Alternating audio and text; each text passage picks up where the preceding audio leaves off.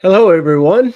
Welcome. Hi. It's time again for Moffat on Money, here with the lovely, gracious, sweet, kind, patient, gentle, Yeah. Mhm. ornery as hell, E-Train. I'm Clay. Welcome to the show, live, or even if you're on the replay crew. I was about to say retread crew, but I knew that wasn't right. So, Retread. hope you've had a good week. I know the Kentucky Derby just finished. Haven't looked and seen who won. But for all of you who gamble legally, of course, I hope your favorite mule won.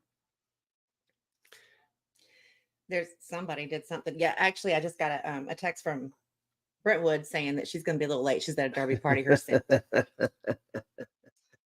Not a problem.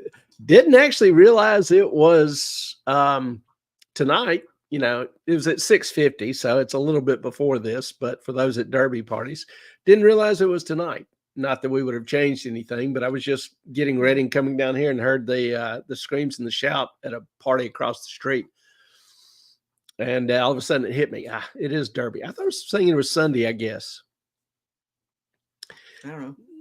I don't keep up with horse racing. Kentucky Derby's a little bit more than horse racing, I think. Well, I mean, I know it is an institution. Three things and the way. So Carson, I don't know if you can start yet. King Nothing just came up on Spotify.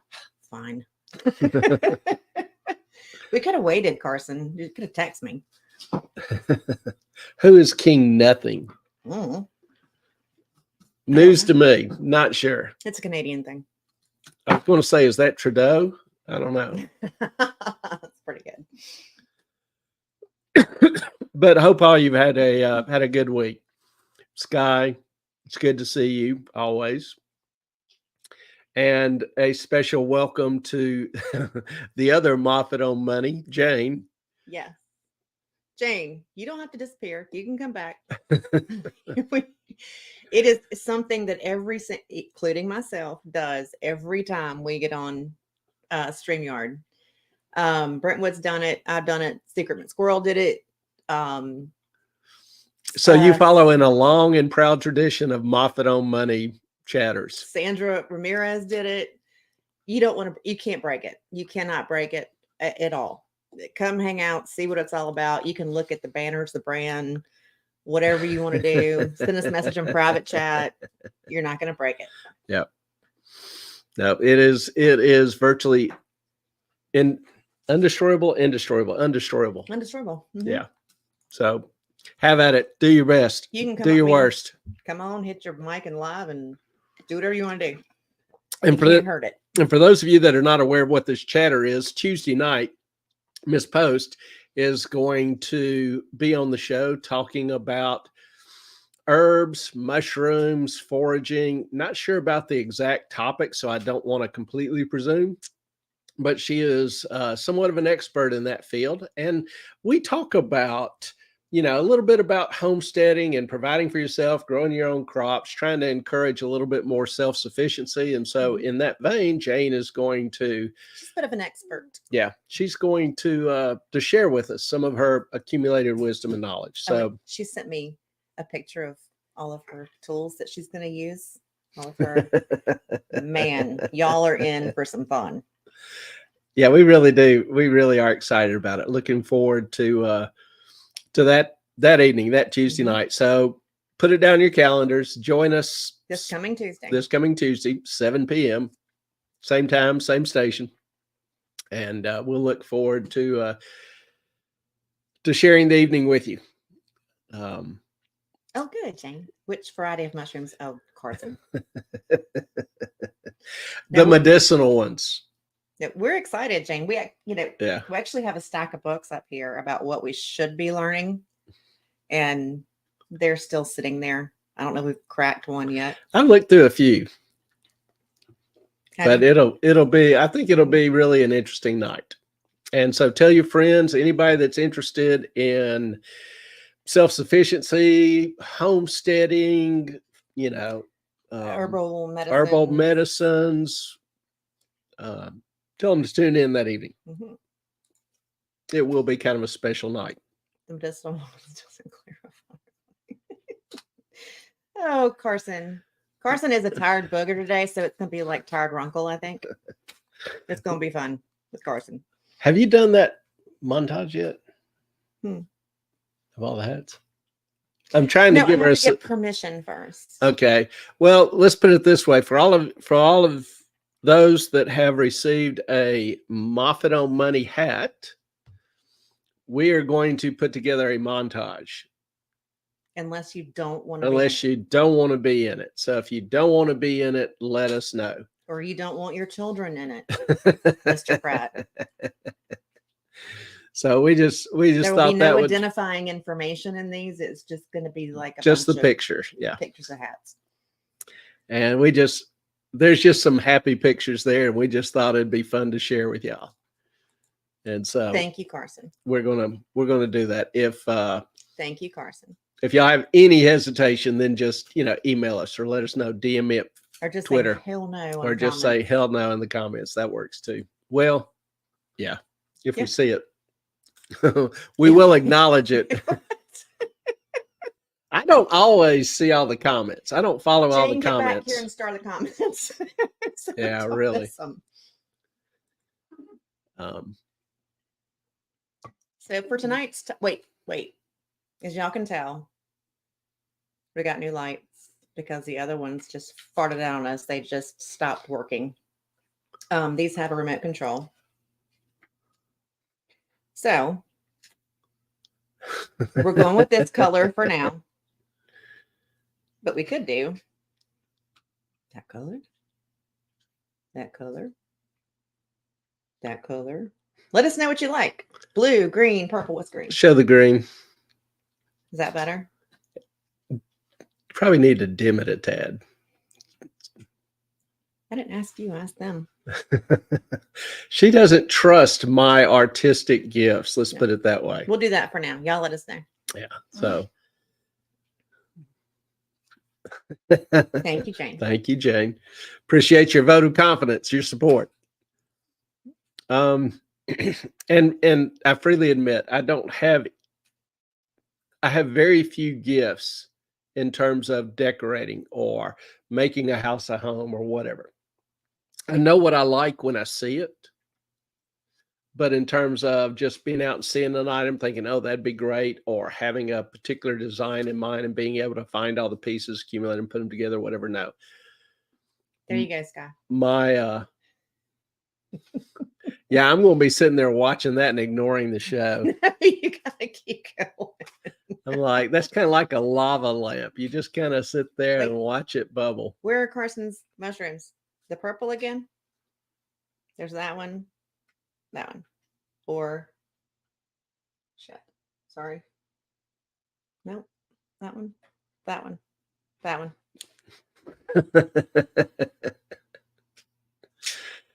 Yeah. I get that, Carson. It is but I thought we could even do opposite greens red, but that didn't look too good. This is the little ADD thing that me that erupts. Me? I like the blue. I don't know. It's nice contrast. I don't know. I like the green. I like the consistency, but Carson goes with the contrast of colors. Carson, you just always agree with Ellen out of habit. I like the contrast too. I don't know. Call me crazy. Been an interesting week. Of course, I think most weeks in the market, the economy are interesting. I do love it. I enjoy it. That's probably why I do it full time or have done it for, 40 years now. Geez, say that real quick. It goes by fast. 40 years. Yeah. Yeah, it does. And, talking about the past, Ellen just found this the other day. This, you can't see it with all the shine. How's that? Let's do this. That is the first ribbon I ever won showing roses competitively. The Rose Society in May of 1975. So I was probably where is it? 10 at that time. It was a Jadis. No, wait a minute. 75, you were not 10. Yeah. Huh? 75, you were not 10. No. So I was 17, 16, 17. that year's wrong then. That's not my That is writing your at that handwriting. age. Yeah, but not at 17. And I didn't show them at 17. I was away to school. We can argue over it online, or we can move forward. Sorry. I think it's supposed to be 65, honestly. I don't know. But I remember going, I mean, I was at an age going to those with my father when I was excited to press the buttons on the elevator. It was in the lobby of a big bank building. And, you know, all the little customer stands, they put up tables and everything around. And so I would spend my time on the elevator pressing buttons sometime. I bet you were a joy to be around. But yeah, was -8 in May of 75. Yeah, that wasn't something that just hit me. Something's weird about that, and I don't know what, but I'll think about it. That was not my first ribbon, because my first ribbon, Dad, when I was somewhere around 10, Dad gave me like a little square of roses to take care of on my own. Now he had, let me put this in context. He had 300 rose bushes and probably, I don't know, 50 miniatures. And miniatures, or yeah, the weeds? No, the little small miniature roses. Okay. That is not the, what do you call those things besides weeds? Cut, knockout roses. Not the same. Yeah, the knockout roses are really, I describe them as a weed, even though I have some in the front of the yard. The blooms are only, 10 petals. They open, wide. They provide nice color. A lot of blooms. Blooms last, a few days. But they don't form the, classical rose bud structure. They are disease resistant, insect resistant, those kind of things. And they, like I say, they keep blooming all summer long, add nice color, but I don't really necessarily consider them roses. Toulouse. Sorry, they had chew sticks, but Ellen decided to go outside, and so that wakes them up a little bit, gets them going. Tonight, we wanted to talk a little bit about, kind of extend a topic we have alluded to or mentioned some briefly here and there, the weaponization of finance. And what do we mean, the weaponization of finance? Well, basically, it's the use of financial products and services against individuals. These individuals can be selected due to political, being political opponents, religious groups, whatever. We have seen, Ellen went out and cut a couple of the, more traditional classic roses. That's a double delight. This is a double delight. It's a tiny one, but they're just starting this year. And this is Neptune. Other kind of a nice soft violet. Sterling. Yes. Sorry. Yeah, I was actually standing by the bed. I've got 8 or 10 plants now, and 6 of them were my father's, or cuttings, roots of my father's. And so some of them go back literally 70, maybe 80 years. You did have them today, so I couldn't find some of the others. Thank you, Jane. All right, back to what you're talking about. I'm sorry, I didn't mean to. That's all right. Derail anything. Now everybody's coming up with the 75 comments. I was watching the Bionic Man in 75. I was -1. I was -8. I was -1. Lucky Carson, I was 21. Carson, being part of a trucker convoy. Was this when you were -8 in 75? I think it's when we were talking about. I don't know how far you got down. I didn't. Oh, you haven't. Okay. Sorry. So, all right, let's start off with kind of an idea. This, let me do this. There we go. Is that a little better? Mm-hmm. This is a well-known conservative, I guess, Twitter site, Libs of TikTok. But Stripe, they posted this. Stripe disabled my account. Holding on to my funds, won't release them. So notice that as well. I called and emailed them. They aren't giving me a straight answer. This has been going on for a month. Key point, a month. Nobody's been able to subscribe to my newsletter. My funds are frozen. Funds that people had already paid to her to be sent to her. This financial, I'm going to call it an institution, this entity decided that just arbitrarily they can hold that money without her consent, without permission, without notice, etc. That was just a few months ago. Now, Stripe is kind of interesting because Stripe is a relatively young company.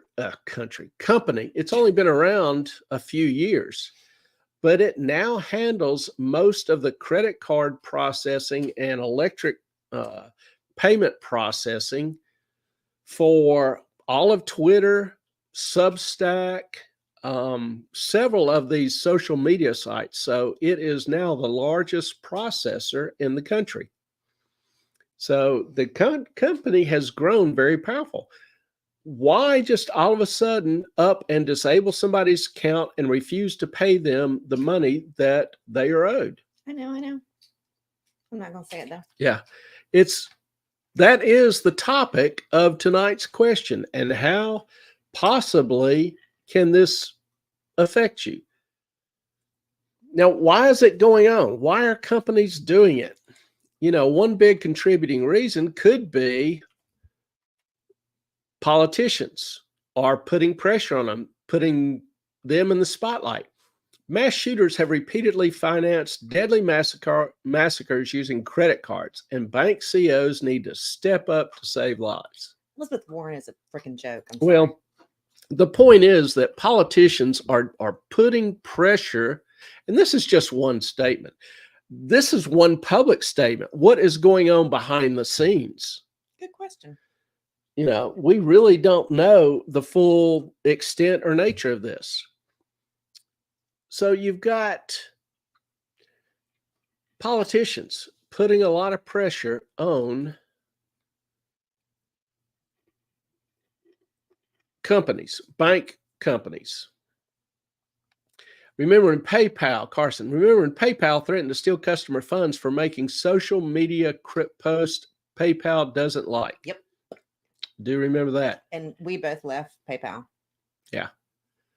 I no longer have a PayPal account. And then PayPal goes and buys Venmo. It's like, damn it, leave us alone. I believe nothing Pocahontas says. I am 100% with you on that one, Jane. She is such a, and I think she's North Carolina, is she not? No, she's not. You sure? Yeah. I gotta look it up. And a little side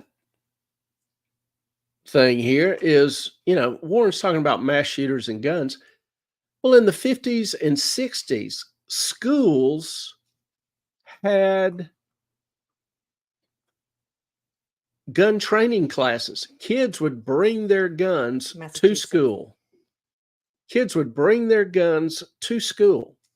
And they would, hold lessons in firearm safety, how to handle it, and, target practice. I remember in high school, some of us would have rifles in the back of our, trucks. We'd go hunting after school. And there was no shootings. There was no problem. So I admit, I'm one of those that don't think the gun is the problem. I want to know why all of a sudden people have, taking on the perspective that if they are offended, bothered, or upset with something in culture or the world, that they have the right, or they should go try to kill some of the most defenseless people available. Yeah, I don't know about you, Clay, but I've never actually seen a gun kill anyone. I've never seen any tool in and of itself kill anyone. I've seen people use all sorts of tools. People kill people, not guns.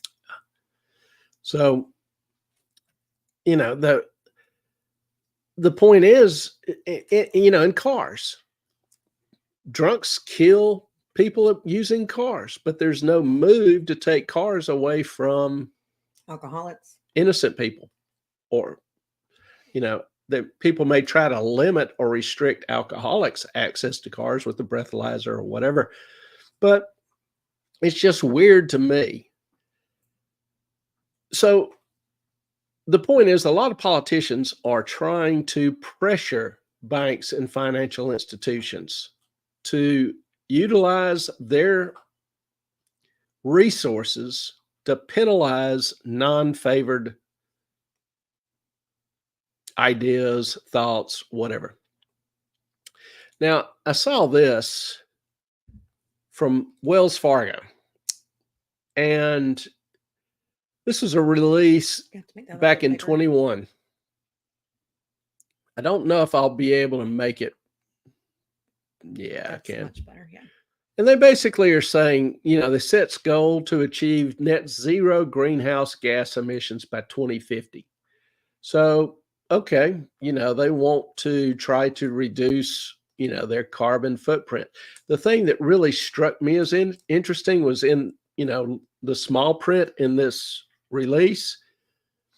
Their policies will, quote, consider the full spectrum of risk when reviewing transactions with customers in certain sensitive industries, including oil, gas, utilities.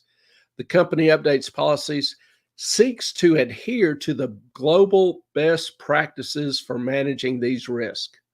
So whatever is in vogue around the world among whoever their favorite global representatives are, they will consider using these ideas to establish and evaluate continuing transacting with customers. Are they going to Greta Thunberg too? Who knows?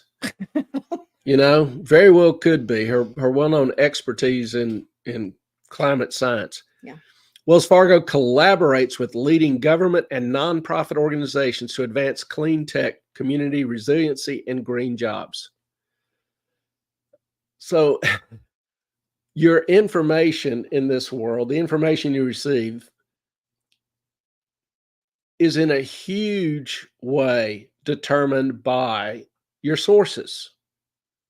That's why I encourage everybody to look at varied sources. I mean, I look at routinely, I look at 50 different sources a day. Some of them are on the far left. Some of them are on the far right.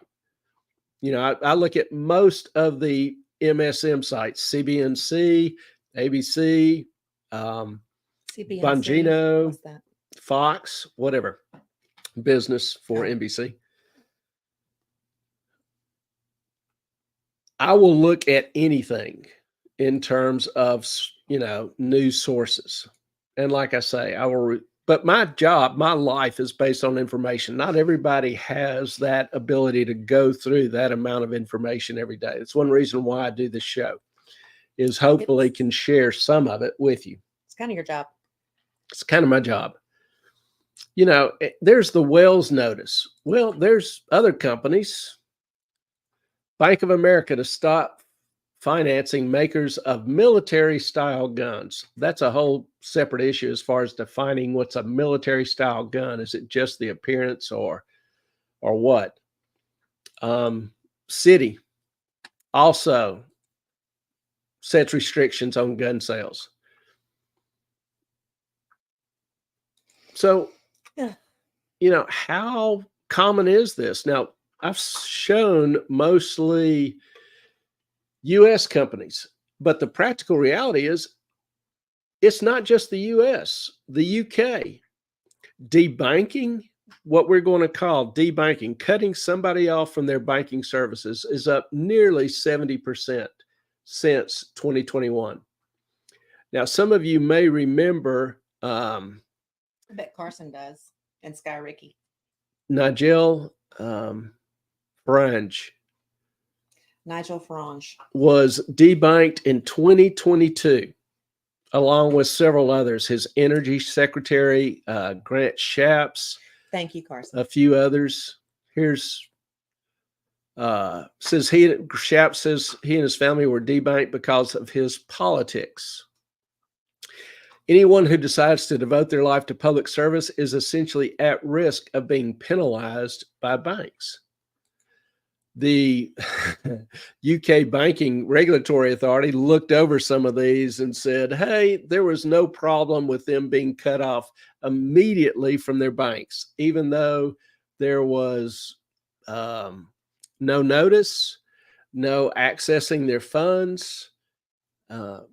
Nigel produced records showing the bank cut him off for his political views. No other reason. And there's like a 3-part series to that he put online, so that kind of the story and how it goes, if you want to look that up after this. You got to finish watching the show. Yes. And okay, thank you. I didn't think I was nuts. It's CNBC, not CBNC. I was like, what's CBNC? Didn't I say No. Even okay. Not going to go back and look at the tape. And Jane, Brentwood's on, hop back on. Y'all can do private chat, and I've already told her that you're kind of filling things out, so go for it.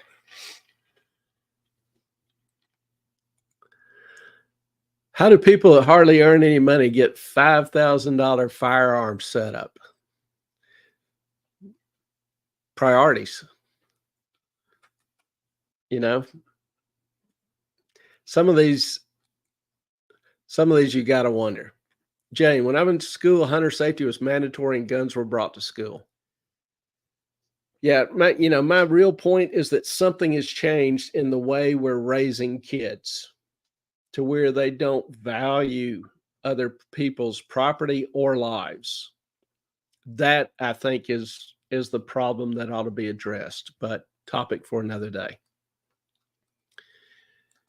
UK has problems. Canada, we all saw what went on with the truckers' strike. Remember, many may remember, some may not, that all their accounts were frozen. They had no access to any of their bank accounts, credit cards, savings, checking, whatever.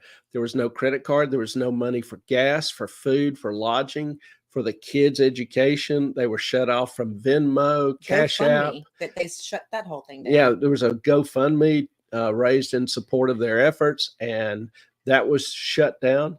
Government froze everything the truckers owned and the money donated. They couldn't even pay for posters. They couldn't buy ads. They couldn't pay for the internet. So they couldn't communicate. It limited their speech, their ability to communicate. So it cut off whatever rights they have in Canada to give their side of the story.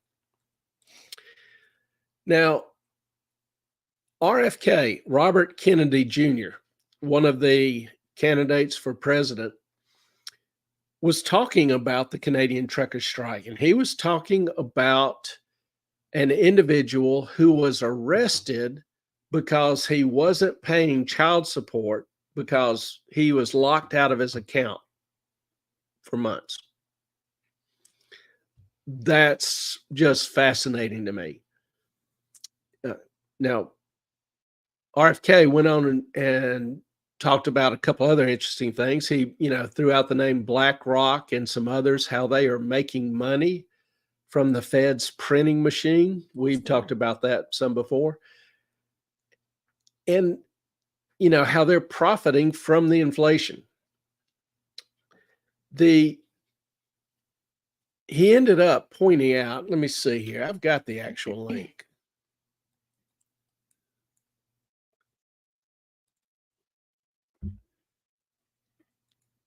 Got to make it bigger. I'm turn the volume on. Tell you what, let me redo this because we have had, let me see if this works. See, tell me if you cannot hear the sound.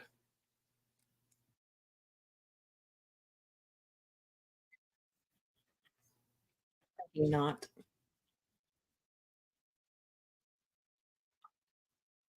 No sound. That's what I thought. Okay. Thanks, Brentwood.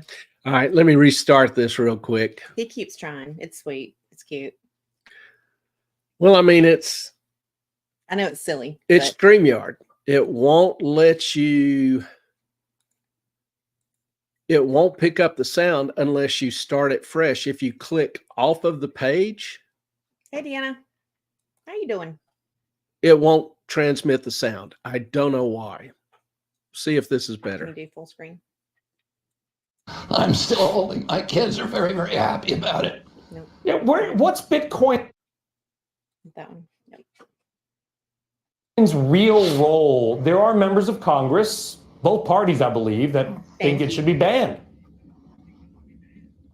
Yeah, I mean, they want it banned because they're being paid by BlackRock and Morgan and all the big globalist banking monopolies that are making money on inflation and making money by the Fed printing money. But American people, the American middle class, is getting rolled, and the off ramp from that, from the money printing machine is Bitcoin because it is hard currency. And we need to make it transactionally available to the middle class. We need to make sure that people who want to protect themselves against inflation can have this, but also that they have transactional freedom. That the government is not, able now to digitalize our currencies and like they did in Canada. And when the truckers disobeyed, when the truckers protested peacefully, their bank accounts were shut down.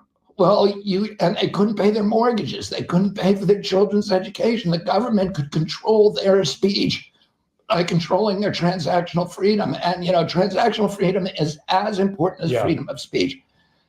And you only get that from Bitcoin. We're not going to get that, as long as the government controls our digitalized currency. I agree. And, I love his description of the key factor, the transactional freedom. Most people don't realize because we take it for granted that we'll always have money. Our credit cards always work. We'll always be able to go to the ATM. We'll always be able to transfer money electronically, whatever it is.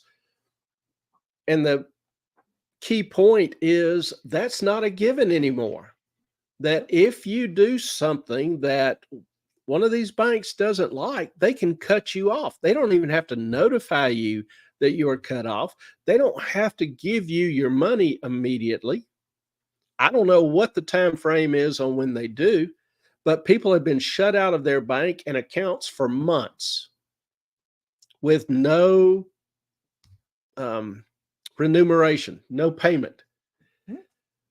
And Kennedy, kind of summed this up as transactional freedom. His point was that if people own Bitcoin, even if they were shut out of their accounts, like the truckers, they still could have used and paid for food, gas, services, whatever, with Bitcoin, because there are a lot of companies, other individuals that would accept the Bitcoin or would exchange the Bitcoin for cash.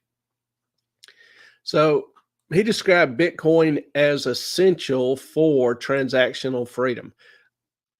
I don't know that I disagree or can find fault with that. I know some people are hesitant to, buy or invest in Bitcoin. But by the time this show ends, I'll be curious as to whether you're more apt to or less apt to. Bottom line, and we'll talk about it through the rest of the show, is he right? Does access to your money unimpeded by government ideology or whimsy, is it a right? Is it critical to you? Yeah, I believe almost everyone would say, yes, it's critical to me. Now, Jordan Peterson was testifying before Congress about this issue. Now, as we know, Ellen's been watching all the congressional hearings and compiled a few videos for you guys to watch, because I think it's important to know what's going on in the government, in the hearings, in the Congress. And, you know, bless her heart, she does yeoman's work in this area. Is that one Not going to lie. Not the other one? Isn't this the right one? I thought we were going to do the longer one with Jim Jordan. No. That little part. Okay. Well, whatever. Either way. Not that I know of. Let's try this. Whoops. Maybe we need to try this again. What'd you do? Well, That's not ours. Yeah, I've got the other one. Sorry, y'all. It's not that one. The reason I prefaced my remarks with an insistence on nonpartisanship is because Go down. the danger posed by this increasing ability of gov't. You don't hear that? I can't go down, Ellen. It throws it my off. remarks with an insistence on nonpartisanship is because Do they have the volume? danger posed by this increasing ability of governments and large corporations to collude threatens everyone's freedom equally. And it could well be that at the moment, and this is, I think, the case the Republicans here are trying to make, is that the people who are in the sights of that collusion tend to have more conservative leanings, but that will shift in a moment whenever the political tides shift. And we're concentrating in this hearing a fair bit on the specific events of January 6th, a very partisan issue that produces a very intense partisan divide. But we're not addressing the fundamental issue here directly, which is that our new technology enables a mode of surveillance that's so intense and all-pervading that no one will escape its purview, regardless of their political views. The reason I prefaced my remarks with an insistence on nonpartisanship. So he makes a good point. One, the technology for determining your actions, your political preference, whatever, is growing exponentially. Secondly, right now, you know, the conservatives, the religious, whatever, are the targets or have been the targets, but that can change in a moment whenever the politics in Washington change or when a new issue becomes more whimsically important to those in power.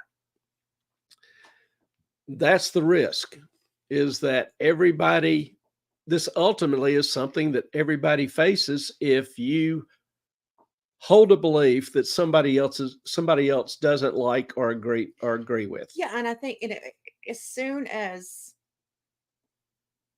if you open up the door, when politics changes, so will the ability to go after anyone.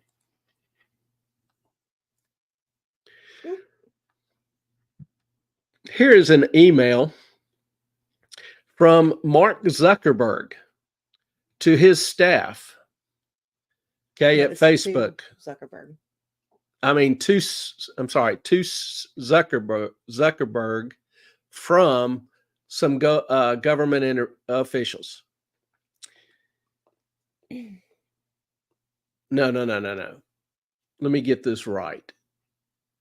This is from some of his staff at Facebook to Mark Zuckerberg. Okay. The highlighted ones. There were 5 claims that met the standard, including the claim that COVID is man-made, manufactured, bioengineers, bioweapon, created by an individual government or country, which is true, which we now know is true, which includes claims the virus was modified through gain-of-function research, which we now know is true, paid for by your tax dollars. U.S. tax dollars were used to fund a Chinese Communist Party bioweapons lab in Wuhan. The individual at Facebook says between May 2020 and February 21, we reduced distribution for content making the 5 claims. Applied a label and linked to the debunking article.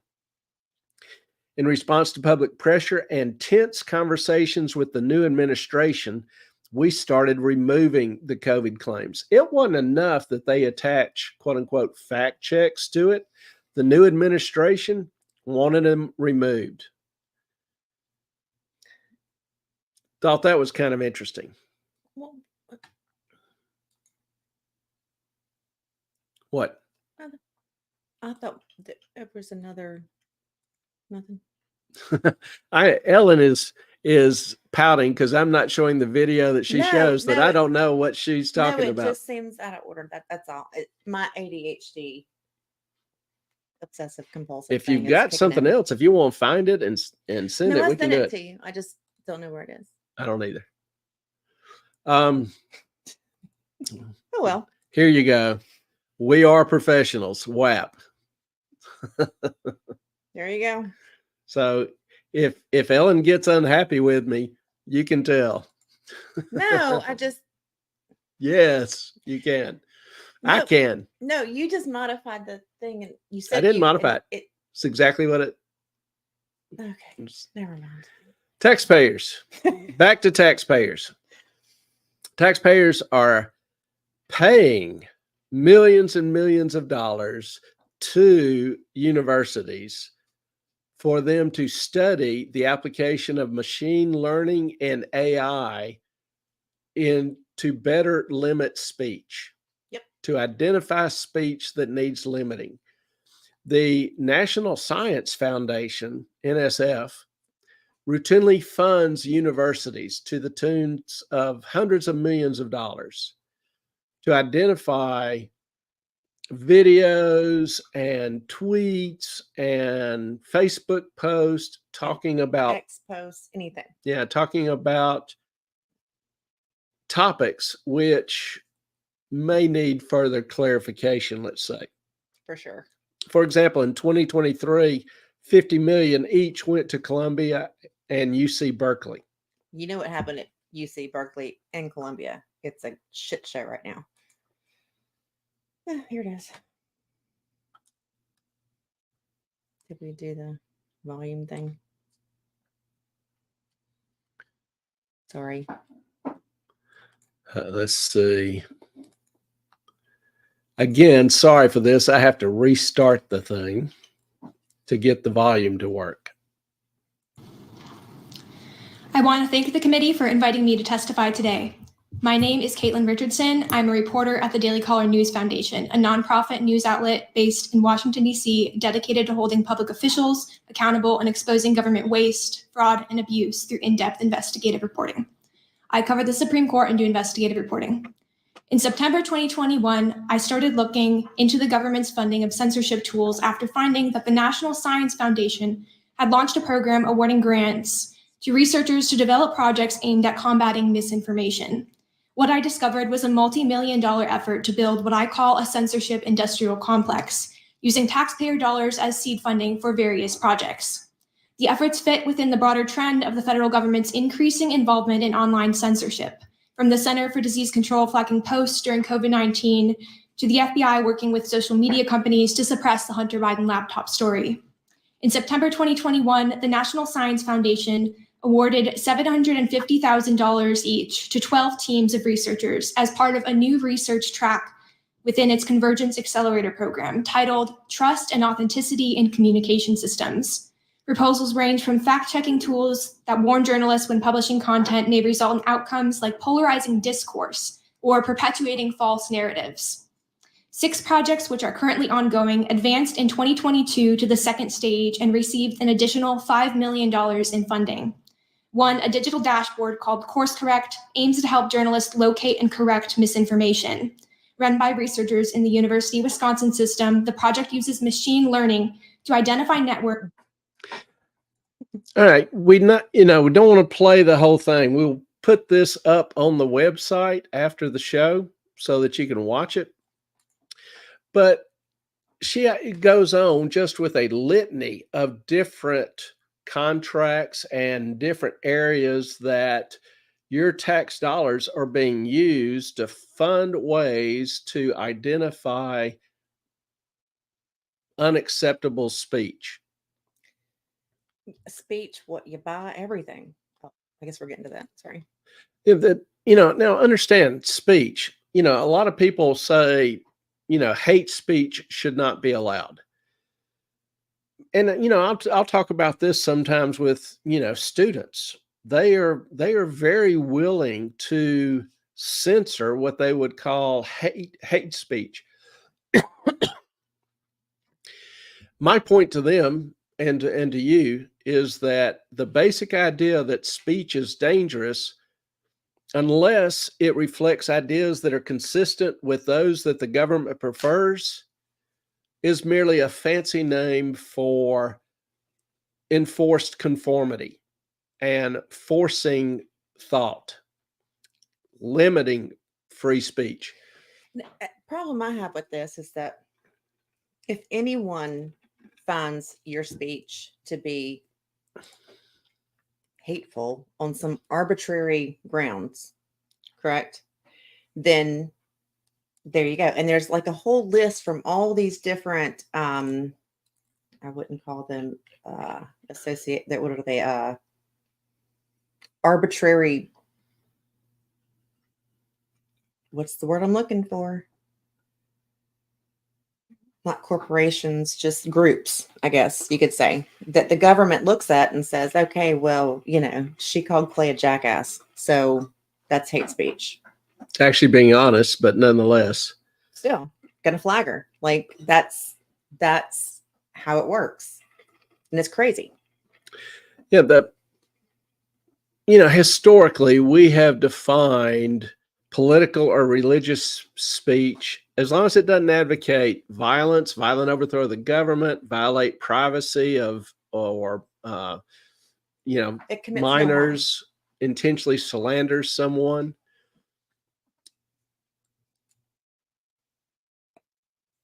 The idea to me is that just calling things hate speech is generally broad, but the real key is that only speech that others don't like needs protecting. Speech that everybody likes doesn't need protecting. So if you want to express a contrary thought or opinion or idea, whether it's on politics, religion, medical information, that speech is what needs to be protected. Some people don't like that. Well, I don't like that, a boy calls himself a girl or a girl calls herself a boy. I think it's hateful to feed that nonsense. I think they need help. I think they have an actual issue. They need actual help and not just to feed that monster. So I would say that's hate speech. Yeah. And, the word hate speech can be used and defined in any number of ways, depending on who does the defining. So we've always had the very clear limitations in terms of speech. But as far as political or religious speech, those have always fallen under the First Amendment protections. Even if people don't agree with them, even if people don't like the ideas, you've got the right to say things others don't like. Not anymore. Or don't agree with. That's the kind of speech that needs protecting, not speech that everybody agrees with. So that begs the question of social media. These are privately owned companies. And, I do believe that a privately owned firm ought to be able pretty much to do what it wants. But don't they still have to fall under the Constitution of the United States? No. No? Not in terms of the amendments only are restrictions to government. A company can, until recently, could have a non-disclosure agreement, a non-compete agreement. So you can't disclose company secrets should you leave the company. Your speech is restricted. Right. But if, you were a coworker and I said, Clay, you're a fucking jackass. You could be fired for harassment. Would you turn me in for harassment? You damn right I would. Get your ass fired. I'd be at the door waving. Mm-hmm.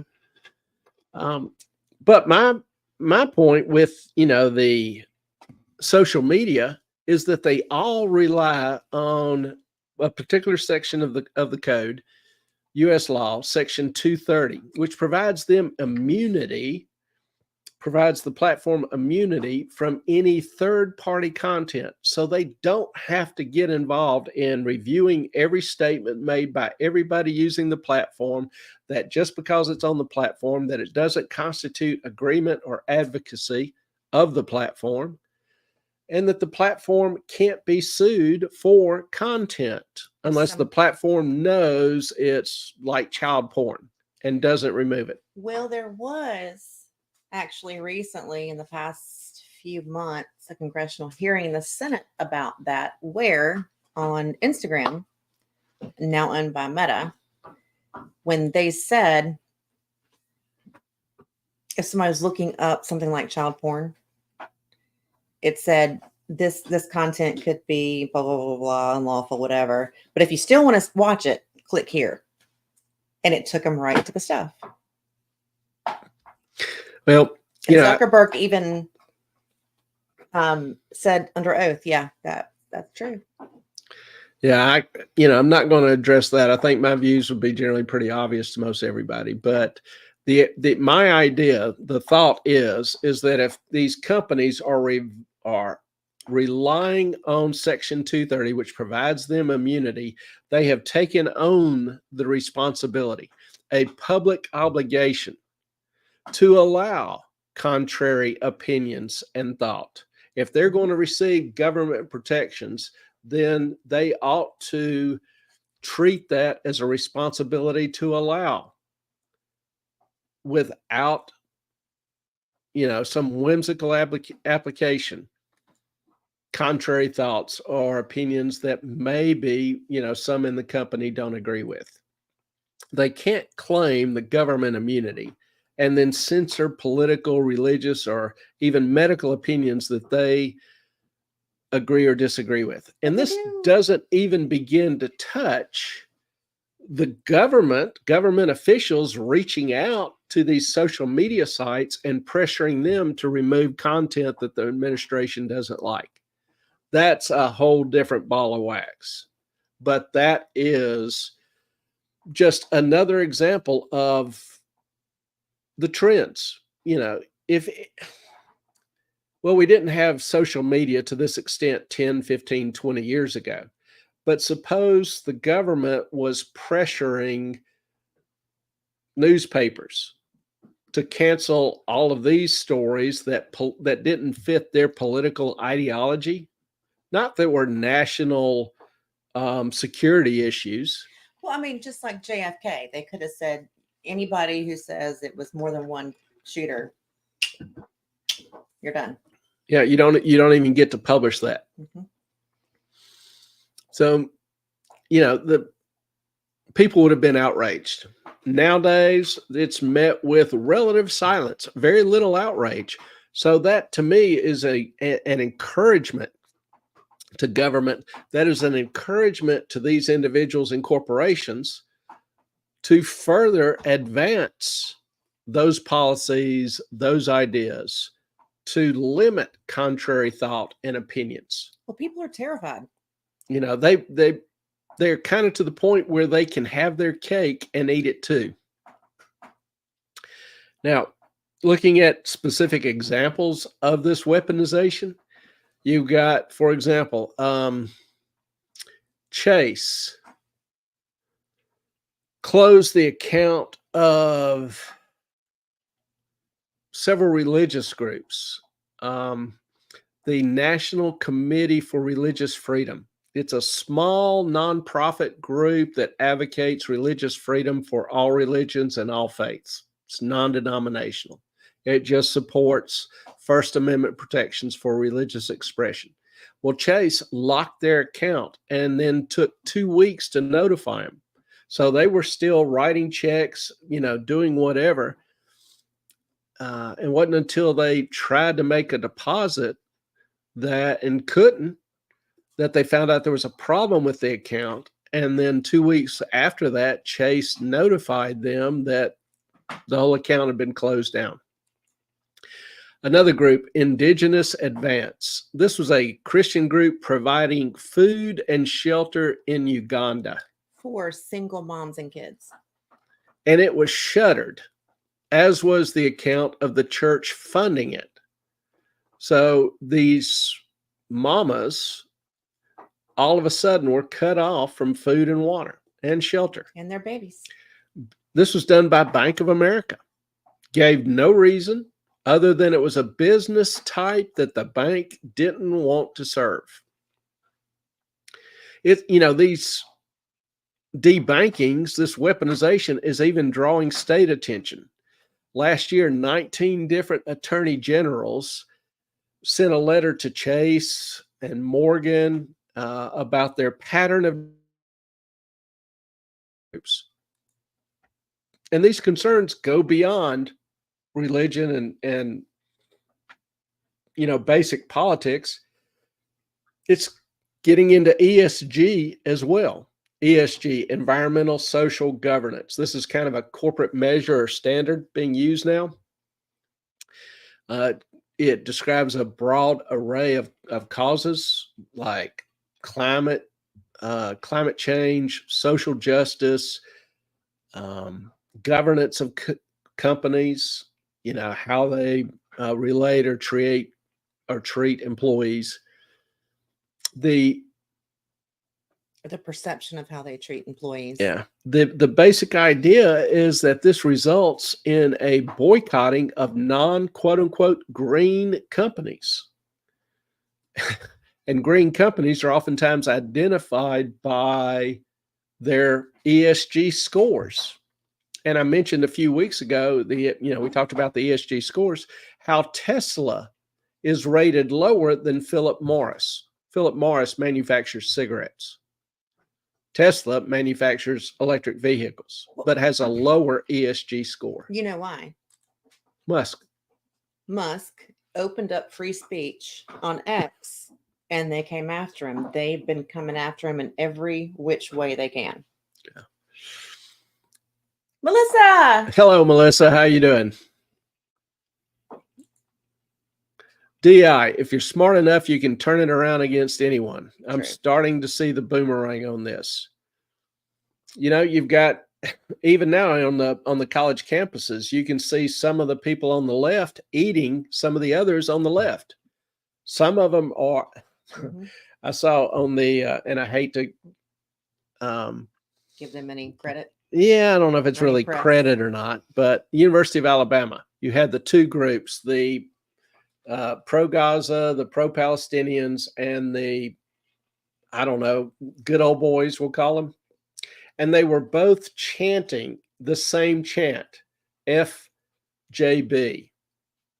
One would chant, dun, dun, Biden. The other one would chant, dun, dun, Biden. So, and they, so depending on which side was in power, certain ideas or individuals could be censored. Going back to what Peterson said, the emphasis can change in a heartbeat, and the corporations are eager to please the government because the government ultimately regulates them and provides tons of money for them.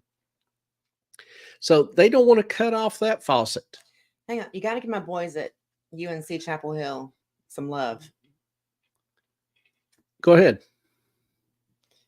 You know the story better than I do. I read it a little bit, but you knew the whole.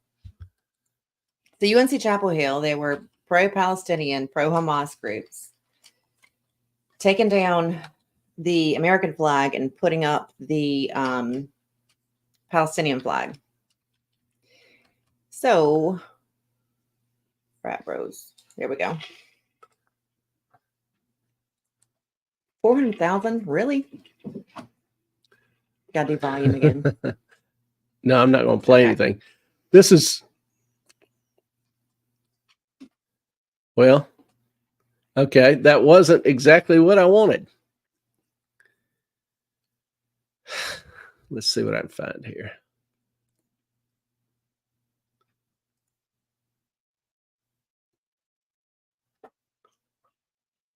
There we go. That's the picture I wanted. Here's a picture. Most of you probably saw this, or a lot of you probably saw this. It was in news and headlines all over. But the Palestinian supporters tried to tear down the American flag. They were lowering it, and this group of boys raced in, took the flag from them, and as you can see, they're holding it, keeping it off the ground. Those of you who don't know, that's what you do with And the flag. yeah, it's the American flag is considered defaced if it touches the ground. And so this is at Chapel Hill, and this picture, was posted around the world. And this is what E-Train, with her noted support of UNC, is talking about, for those of you who aren't familiar with it. It is a great story, Brentwood. I'm proud of them too, and they've raised $400,000.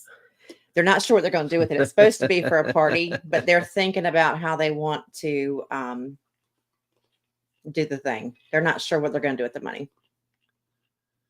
Yeah, they set up a GoFundMe page. They didn't. Somebody did for them. I thought one of the frat boys did. And I wish I had the link. I probably should have thrown it up, just because reading it is kind of hilarious. But you go through it and look at some of the donations, like Bill Ackerman, a hedge fund manager, Bill Glass, another hedge fund manager. Several of these people have donated $10,000 to this Rager, which is a huge beer party. Kegger. Yeah, some of y'all may not be familiar with some of the slogans, but a huge kegger for the campus. So last I saw, they had 425,000. That was a day or two ago. I don't know what it is currently. Well, one of the Jewish students that was on the news said, they're not going to obviously use all that money for a kegger. They're going to do something philanthropic with it. So it'll be interesting to see what happens. I think if they do, it's just going to be an opportunity for people to come and destroy it. If they have a party, they're going to have security if they do. Oh, there'll be a million beer drinking 20-year-old boys there. Ain't nobody messing with them. I guess. Bunch of good old boys. I put the link in. Oh, thank you. If you want to put it on. Yeah. I know that you and Jane are talking, so there you go. Here is the whoops. You can copy it and paste. Oh, there it is. link. You can put it in the other chat. I think you can too, Brentwood. I'm not sure. Yeah, here is the the actual link. And here's the original post. Commie losers across the country have invaded college campuses to make dumb demands of weak university administrators. Yeah. Just by reading the first sentence, this is going to be a live one. And, they go on talk about. Oh, read it. It's great. All right. But in the midst of the chaos, the screaming, the anti-Semitism, the hatred of faith and flag, stood a platoon of American heroes, armored. This is the great, armored in vineyard vines and Patagonia, fueled by Zen and White Claws. These triumphant Bohemians protected Old Glory from the unwashed Marxist horde, laughing at their shrieks and wails and shielding the Stars and Stripes from Soviet missiles. These boys, men of the UNC frats, gave their best to America, and now they deserve the best. Help us raise funds to throw these frats the party they deserve. Party work. The boat-shoed proletariat did their country proud. So far, they have raised $516,000. And if you look, a lot of these contributions, it's not letting me scroll, are John Noonan. Who is that? Are $15, $10, $20. You got the 500. See top. Down, down, down. See top. William Ackman, Drew McKnight, anonymous. Crumple pony. Yeah, I mean, people are going crazy. They're like, thank God someone is finally doing something, because all these other campuses are just cowering in the corner. So yes, I am proud of my boys at UNC. Yeah, it's oh, did I show that?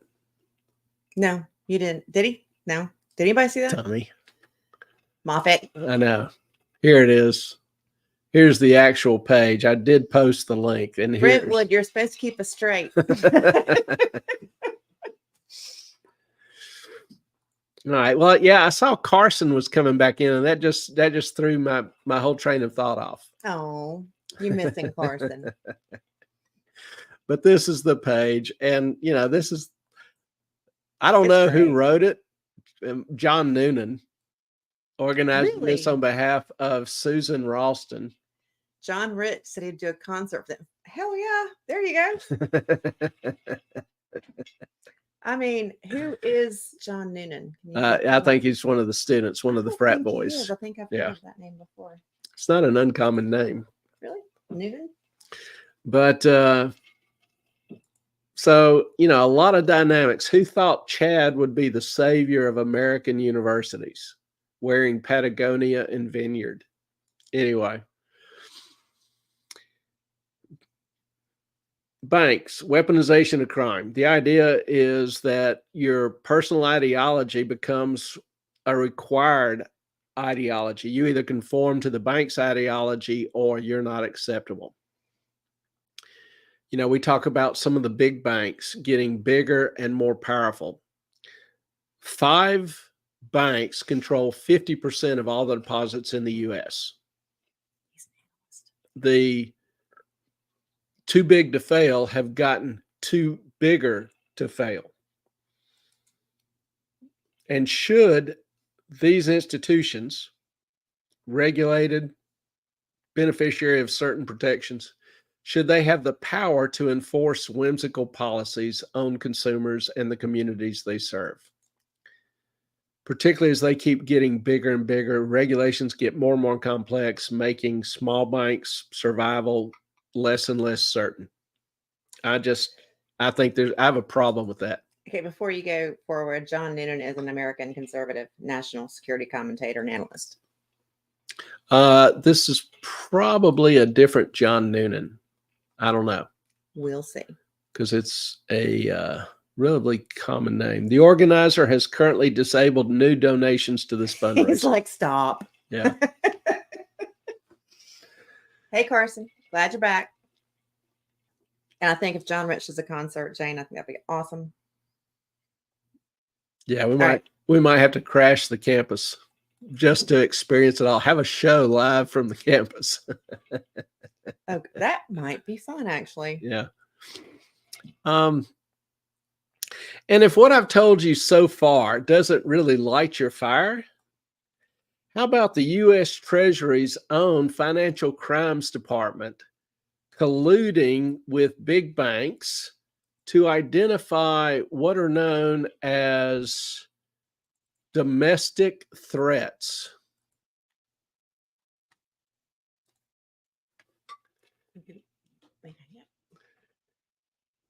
Now, The Hill had a nice little article on this written by Tedesco talking about Big Brother, Big Bank censorship collusion and how it should concern every American. Tedesco was a witness before Congress, gave testimony before Congress. He's an attorney for the Alliance for Defending Freedom, identified as ADF. He's also the vice president. Yeah, whatever. I don't remember. I do. And he, in his testimony, he identified this list of threats that the government identified. Threats, domestic threats. They listed the ADF, the Family Research Council, Liberty Counsel, Pacific Justice Institute, the Ruth Institute. The Ruth Institute is a pro-life group which provides aids to, young ladies looking for an alternative to abortion. Pacific Justice is religious freedom, by the way. Moms for Liberty. It's a long list of Christian and religious groups. None of them, not one of them, has ever been involved in an act of violence or, charged. So how cool is it when government law enforcement, the DOJ, Department of Justice, sweeps political opponents into a domestic terror network classification? Does that bother you at all? Yep. And you've got many other examples of this, like the DOJ, the FBI involved in Operation Choke Point, the FBI and the Treasury weaponizing financial marketplace against citizens. There's been no hesitation by these departments at increasing surveillance or data collection, using illegal or fraudulent warrants to access information on religious exercise and speech. Most of it is shrouded in secrecy. Now, I know you love this one, so I need something to drink, and I'm gonna let the puppies out for real okay. quick. This is a good one, y'all. The government, wanted to help banks identify these threats. So it told them to search for certain purchases in their private financial data at places like Cabela's, Dick's Sporting Goods. They gave them a list of religious terms: Christian, gospel, amen, whatever. All of these text to search for, and shared a list of hate groups, which is published by a hyper-partisan group called Strategic Dialogue, ultra-left group. If that's not enough for you, the FBI got a warrant and opened up 700 renters' boxes. It conducted criminal searches of them all, detailed all the contents, and attempted to permanently keep everything in the boxes worth more than $5,000 without charging a single bank owner, a single box owner, or the bank of any crime. It searched, took all the contents, went through them all, tried to keep everything of value over $5,000 without charging anyone of a single crime. Now, they argued in a case, Snitco versus the DOJ, and I actually have, this is a good little article, Institute of Justice, on the case, Snitco versus DOJ. The district court that they first brought the suit in to try to get their possessions back ruled the acts did not constitute a violation of the Fourth Amendment. Well, they appealed to the Ninth Circuit, and the Ninth Circuit did rule the acts constituted a violation. Now, honestly, do you need a law degree to even know that? And if the court hadn't agreed, this type of conduct and activity would be standard practice. The FBI argued through both cases, both trials, that it did nothing wrong. The DOJ filed a claim to take more than what amounted to $100 million in cash and other valuables without filing a single charge or producing a shred of evidence against the box holders. You know, the really good news is that the district court held that this search and seizure was legal. Rights were not violated. Think about that for a second. Their only admonition was the FBI should, quote, sequester or destroy the records of the search after they were done. So basically, the FBI had an infinite time frame and still could sequester the information. So it's basically the court saying, hey, keep whatever you want as long as you want. Now, just ask yourself, do you think the people that would do this would hesitate to do the same or worse to you? Just curious. What do you think? And we have a relatively long history of government controlling, of increasing, maybe I should say increasing government control of your life and your activities. You know, the EU came up with the digital COVID certificate. You had to have it to work or travel. You couldn't enter the EU unless you had this certificate, unless you were vaxxed.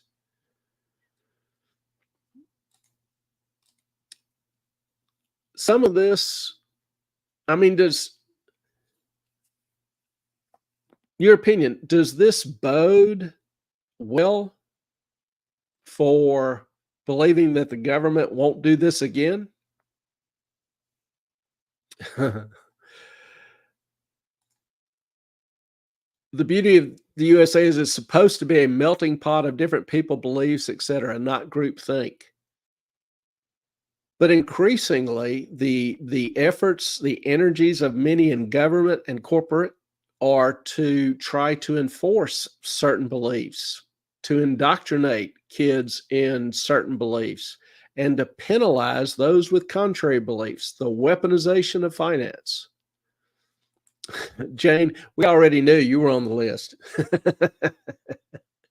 All your Cabela's purchases, you know, identify you as a terrorist, obviously.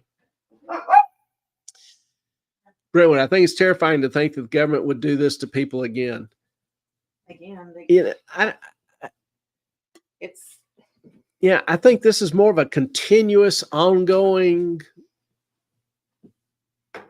increasing activity.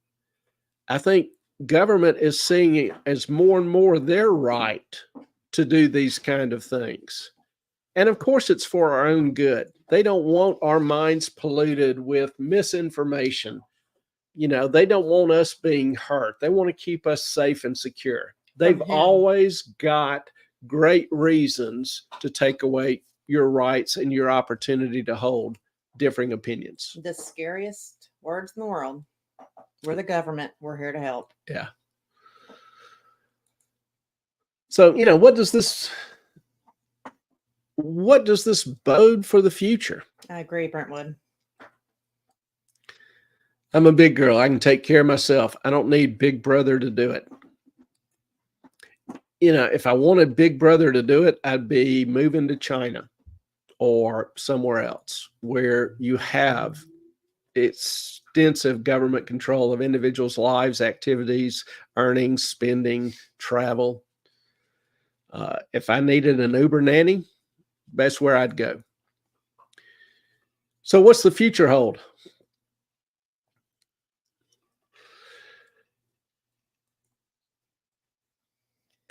What does it hold?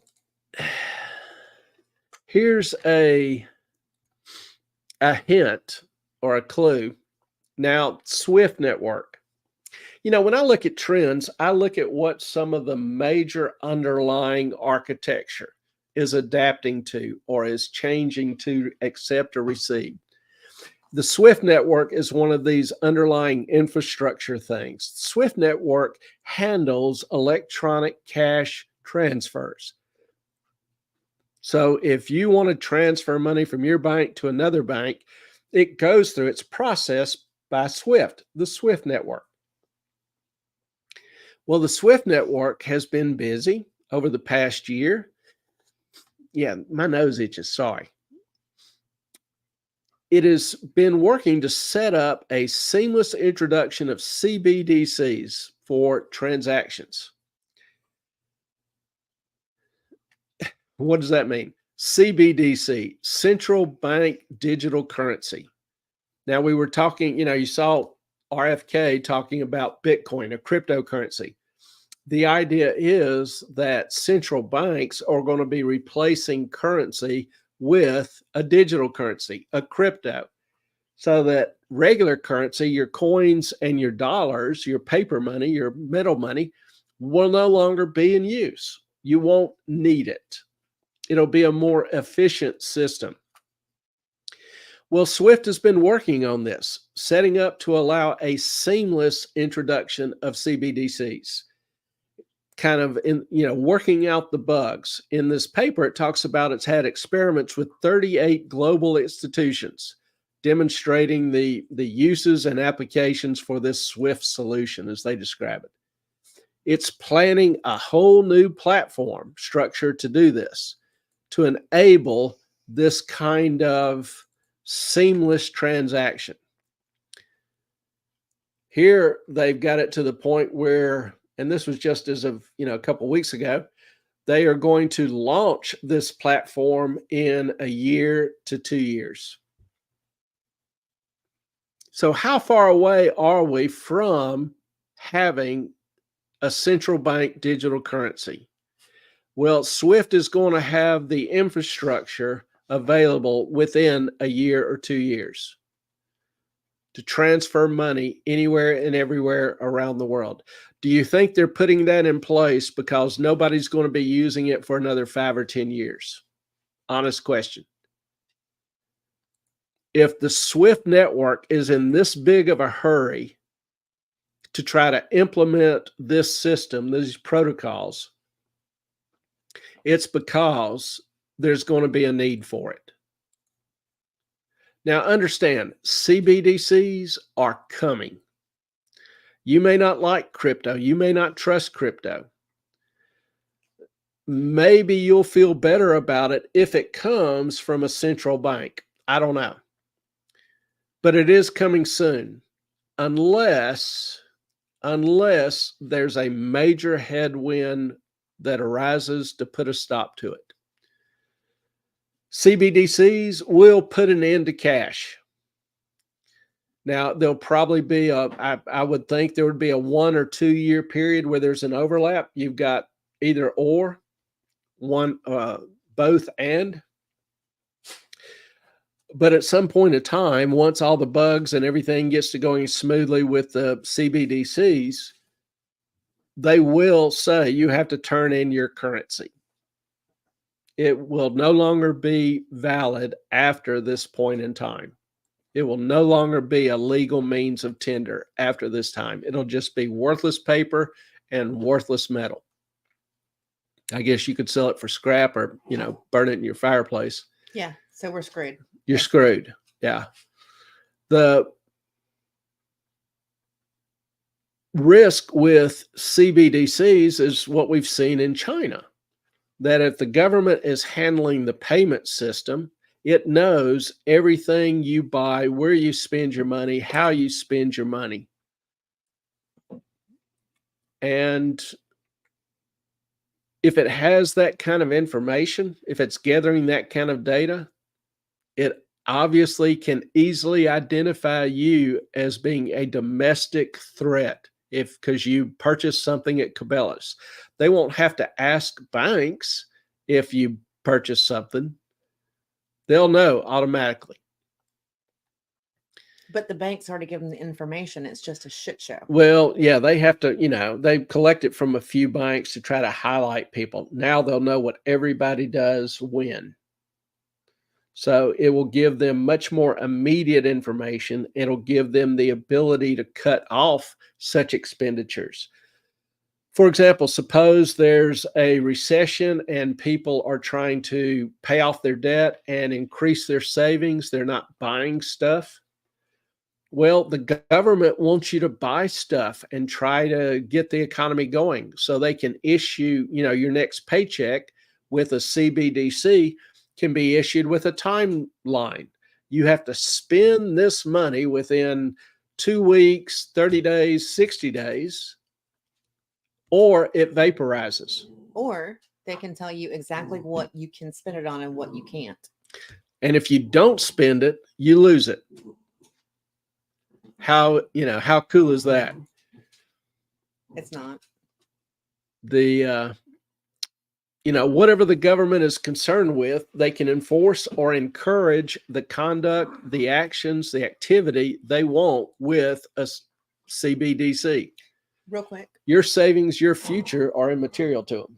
I just sent you an email Is that a while ago. okay? Sorry, guys. I don't normally monitor my email, but if you let me know, I can check. Jane, what about BRICS? It is exactly the John Noonan I said it was. Okay, cool. But no, but it's BRICS is a international group. Russia, China, Brazil, Russia, India, China, and what's S? South America. That was the original founding group. It has now grown, I think, to 30 or 39 countries. These are organizing to try to develop an alternative currency to the US dollar.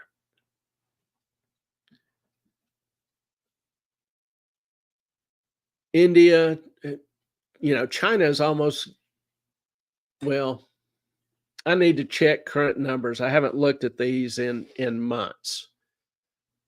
But India, China, Russia are doing a lot more international trade in currencies other than the dollar.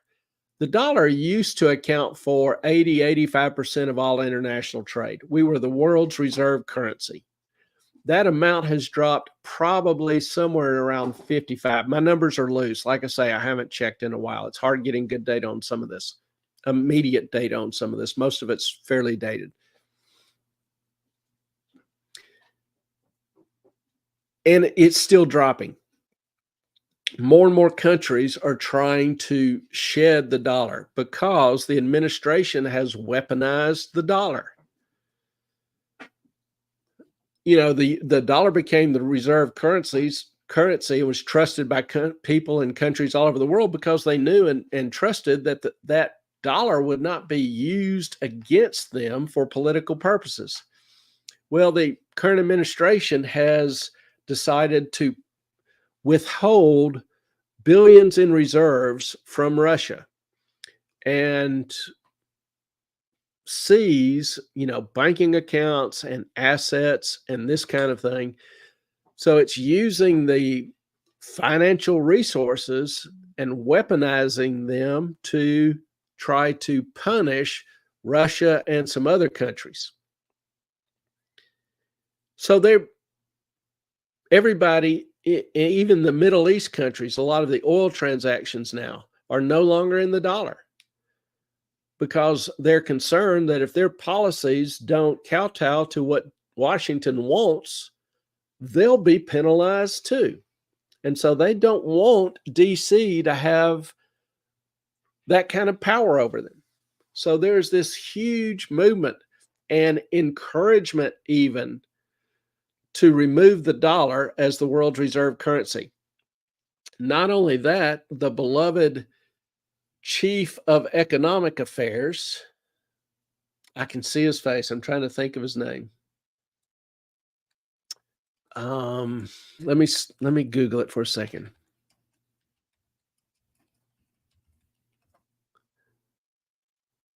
Jared Bernstein.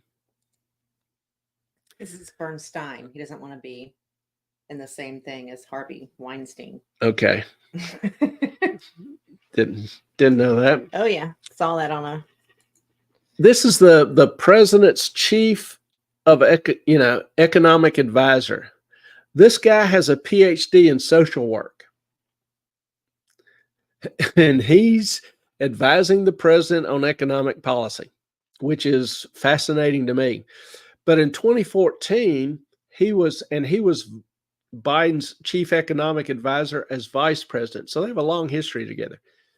In 2014, with Biden as vice president, Bernstein was at a function where he argued that the dollar should no longer be the world's reserve currency. Now, being the world's reserve currency makes it a whole lot easier for Americans to travel. It lowers your cost. It lowers the cost of the U.S. government in terms of financing its debt. It's easier to place debt to sell the treasury bonds internationally. So being the world's reserve currency has a lot of direct economic advantages to the country. Bernstein is like, no, it's not worth it. Too much of a hassle. Okay. So when you see policies that are undermining the U.S.'s status, the dollar status as the world's reserve currency, I want to ask that age-old question: is it a feature or is it a bug? Is the administration trying to destroy the dollar status as the world's reserve currency without just coming out and saying, hey, y'all, we're done. We don't want this anymore? No, they're just trying to destroy the United States. You got to wonder. Jane, Walmart, nice big retailers better get on that. It could impact their business. And, the funny part of that, Jane, is that most of the products that you buy at Walmart are made in China. So you got to wonder. And they work on a 1 to 2%. Help me out. Margin. Thank you. So Amazon. No. Now you can, I just saw this post, and there was some talk a while back of Amazon accepting Bitcoin. They don't accept it directly. Just Googled it. They don't accept it directly, but they will. But there are services that sell Amazon gift cards that you can buy in Bitcoin. So there's just not much in this world that you can't buy now with Bitcoin directly, or in Amazon's case, indirectly. A lot of things you can do indirectly with Bitcoin. Yeah, a lot of it you can do directly. You can buy a Tesla with Bitcoin, in case y'all want a Tesla. Jane, BRICS has the potential of fighting back against what we're doing in the West. They do, and there will be a price paid in the West for it. Yeah, big time. It will make international trade more expensive, more difficult, more subject to exchange rate fluctuation. You got to think all the tariffs and the taxes and everything we put on stuff coming in to the U.S. You think they're not going to do that to us? It's going to be a disaster. The thing is, if you travel internationally, particularly if you're going in very remote places in the world where you may be dealing with people that aren't the warmest or friendliest to you, they all like if dollars. you have if you're carrying Benjamins, you can pull out a Benjamin, everybody recognizes it, and you can secure transportation, food, whatever you need at that particular moment, almost anywhere on the planet, no matter how remote. Yep. Not always, but it's probably the best insurance that you can easily carry. Oh, geez, Jane. We're going to have you on again for another topic. My company handles e-commerce infrastructure for Amazon. That's interesting. Not a bad business to be in right now. Even though we don't want to get you wound up about Amazon. I hope they pay on time anyway. And I'm not trying, in all this, I'm not trying to be an alarmist. I'm just pointing out what the governments in Europe, in Canada, in the UK, in the US are trying to do in terms of increasing their control over the information and activities of individuals. with what you've heard so far, I'll ask the question again. Do you think they won't try to influence your spending for what they consider to be the good of the country? I mean, after all, let's face it, government wants your best all the time. The good of the country, what does that mean? The good of the state. Of what state? The state. The state of what? Well, that's an old communist expression. Well, now I would be deeply remiss if I didn't mention there's some kickback. There could be some roadblocks. Some politicians strongly oppose the weaponization of finance and the implementation of a digital currency. Trump, can you make that bigger? Well, Trump vows to block any Fed effort to launch digital currency. Thank God. Now, I'm not advocating for Trump. I'm just showing you that there are some politicians who are against it. And to me, the key, though, is in this same article. It's in the smaller print down at the bottom of the page. But this is taken from the same article. It says Fed officials not settled on exactly how a CBDC would be designed. They did publish a 21 paper, and they envision a token be held in wallets run by banks or other regulated financial firms, rather than allowing ordinary Americans to have deposits at the central bank. Now, this paper was released for public consumption. So take that with a grain of salt. They knew that people would be reading this. Let's see. It's always anti-money Protecting laundering. consumer privacy is critical, the Fed said in the paper. Any current digital currency would need to strike an appropriate balance between safeguarding privacy rights of consumers and affording transparency necessary to deter criminal activity. Criminal activity like shopping at Cabela's. Buying a Bible. This is Christian yeah. stuff. This is kind of the key to me, our clue, I should say, as to the future.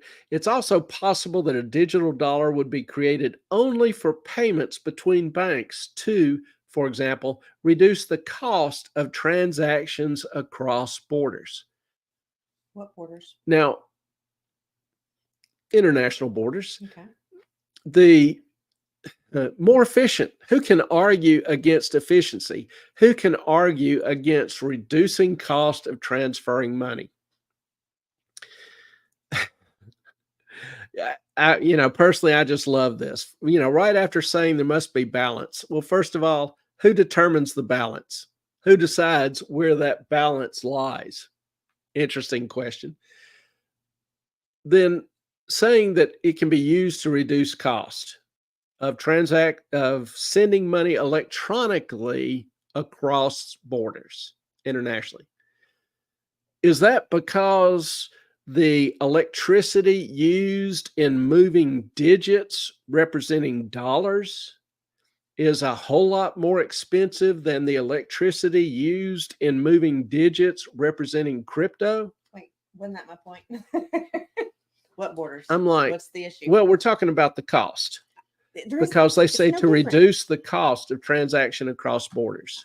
There is no difference. There is no difference. So I look at this and I say, what's that there for? Well, my impression, my thought is that this is there. In other words, they will start implementing it. They'll put it in place. They'll use it behind the scenes to kind of lull people into sleep and keep incrementing its applications. The problem is, Clay, is that whenever you say it's going to cost you less money for us to transfer money, so you got to do this, right? People go, okay. Yeah, nobody nobody argues against efficiency. That's always a great reason to do something. Thank you, Sky. That's very sweet. So, I'm kind of thinking within 8 to 10 years, we'll be getting CBDC. And a few years after that, currency will be illegal. even if a political opponent gets elected president for the next 4 years. Jane, Pennsylvania was founded on religious freedom, and that includes the Amish. Right now, the state of Pennsylvania, you must accept cash. You know, I don't know. Cash is king.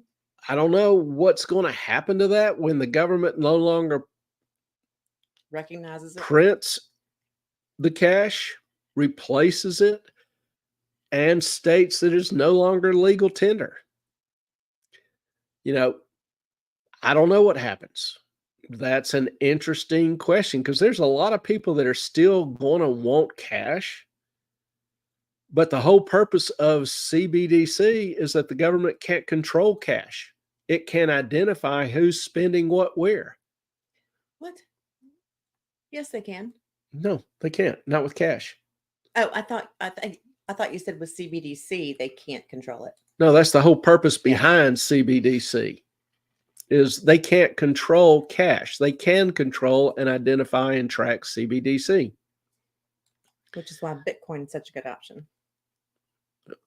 Or yeah, you know, my Ethereum opinion or whatever.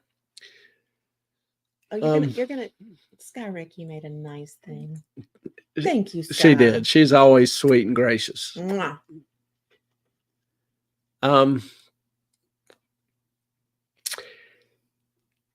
You know, CBDC also better aligns corporate and government interest. If you think about it, corporations have a vested interest in knowing their customer. The more they can know about your spending, purchasing, lifestyle choices, the better they can sell you products. So corporations are more than willing to try to access any information they can about your life, your lifestyle. And we live in a world where gathering information on individuals is done all the time, continuously. You know, this camera, this microphone. All of the store cards you have to give you discounts for CVS, Food Dog, the Kroger, Harris Teeter, Costco, Sam's, whatever it is, they're all collecting that information and making it's easy. It's kind of like with the banks. When you see what someone's buying, it's easy to find out who they are. Yeah, and we've all got, you know, cameras on our phones, microphones on our phones. If you have never like talked about buying something and then it didn't show up on your phone 20 minutes later, don't know who you are or how you do it, let me know. You don't even have to have your phone in the same room. You can be in another room and you can have Alexa or Siri or your computer. You know, we've got microphones everywhere in our houses now. We used to call them bugs, but now we voluntarily buy them for the companies, for the government, and put them all around our house to make sure there's full coverage of everything we say, do, and watch. With Roku, the remote control that you can talk to, or with Amazon Fire or any of it. I mean, they're recording everything you're freaking saying. What shows you're watching, what you buy from the grocery store, everything. Yeah, even your TVs. I will oftentimes disconnect the microphone or put a piece of tape over the camera lens, whatever, in order to, because there'll be a lot of times you don't want it on when it can be turned on without your consent, unless it's not physically connected to the power source.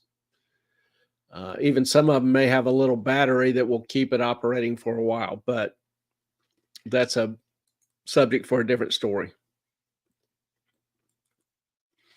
You're violating their First Amendment rights. It was a while back. I don't know, 8:46. It's a minute. Sorry.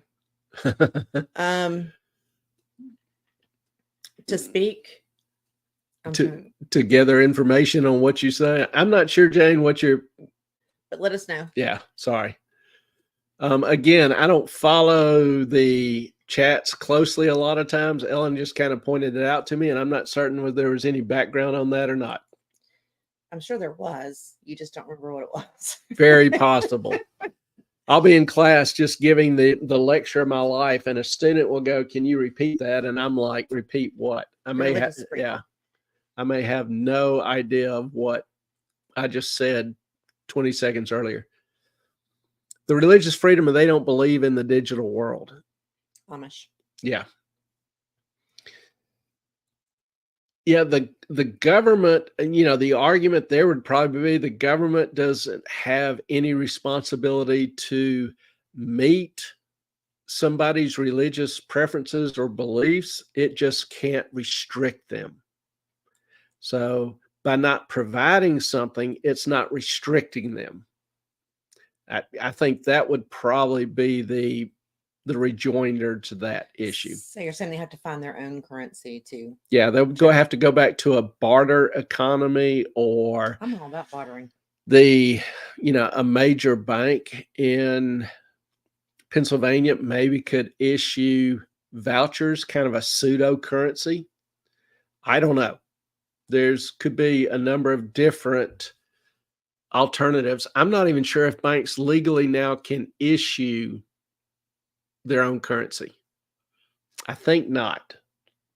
Not even if they're from the Amish community. Yeah. Really? Yeah. Communities can have an inter-community cash system, but outside of the Amish community, nobody would take it, probably. I don't know. Then you barter. I mean, I don't know. Yeah, but you're not going to be able to take, a sack full of corn into Walmart and walk out with clothes or whatever. They I don't make know. their own clothes usually.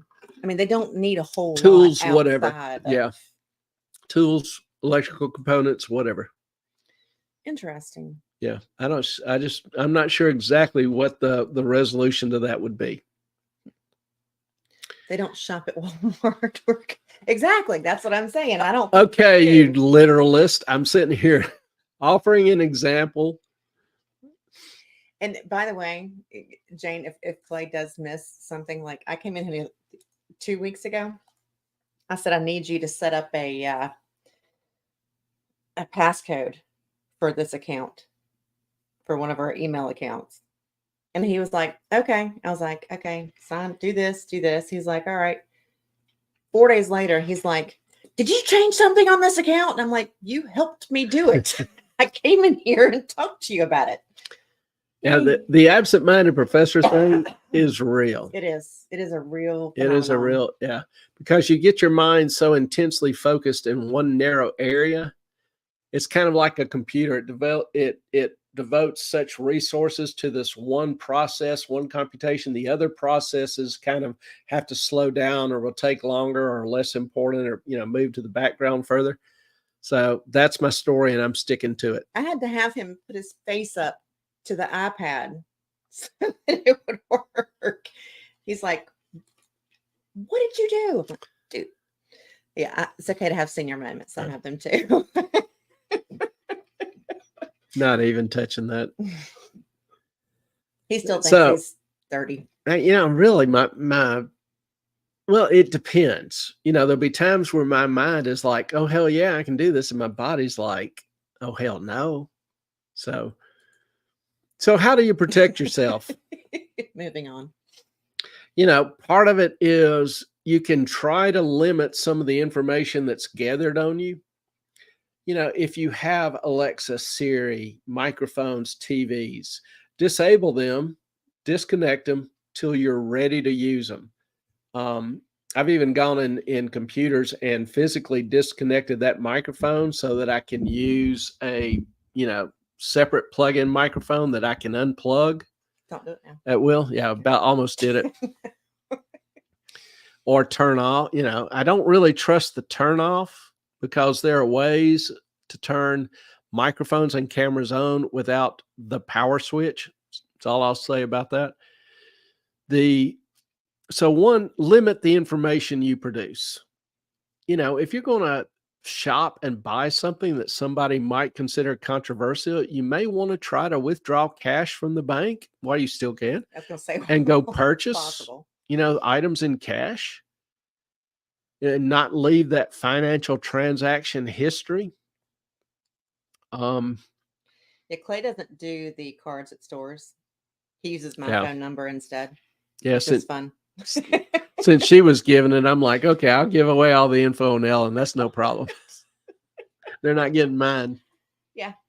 He's like, I need the discount. Come on now. So, I'm still, and I was raised this way. I'm still a relatively private person.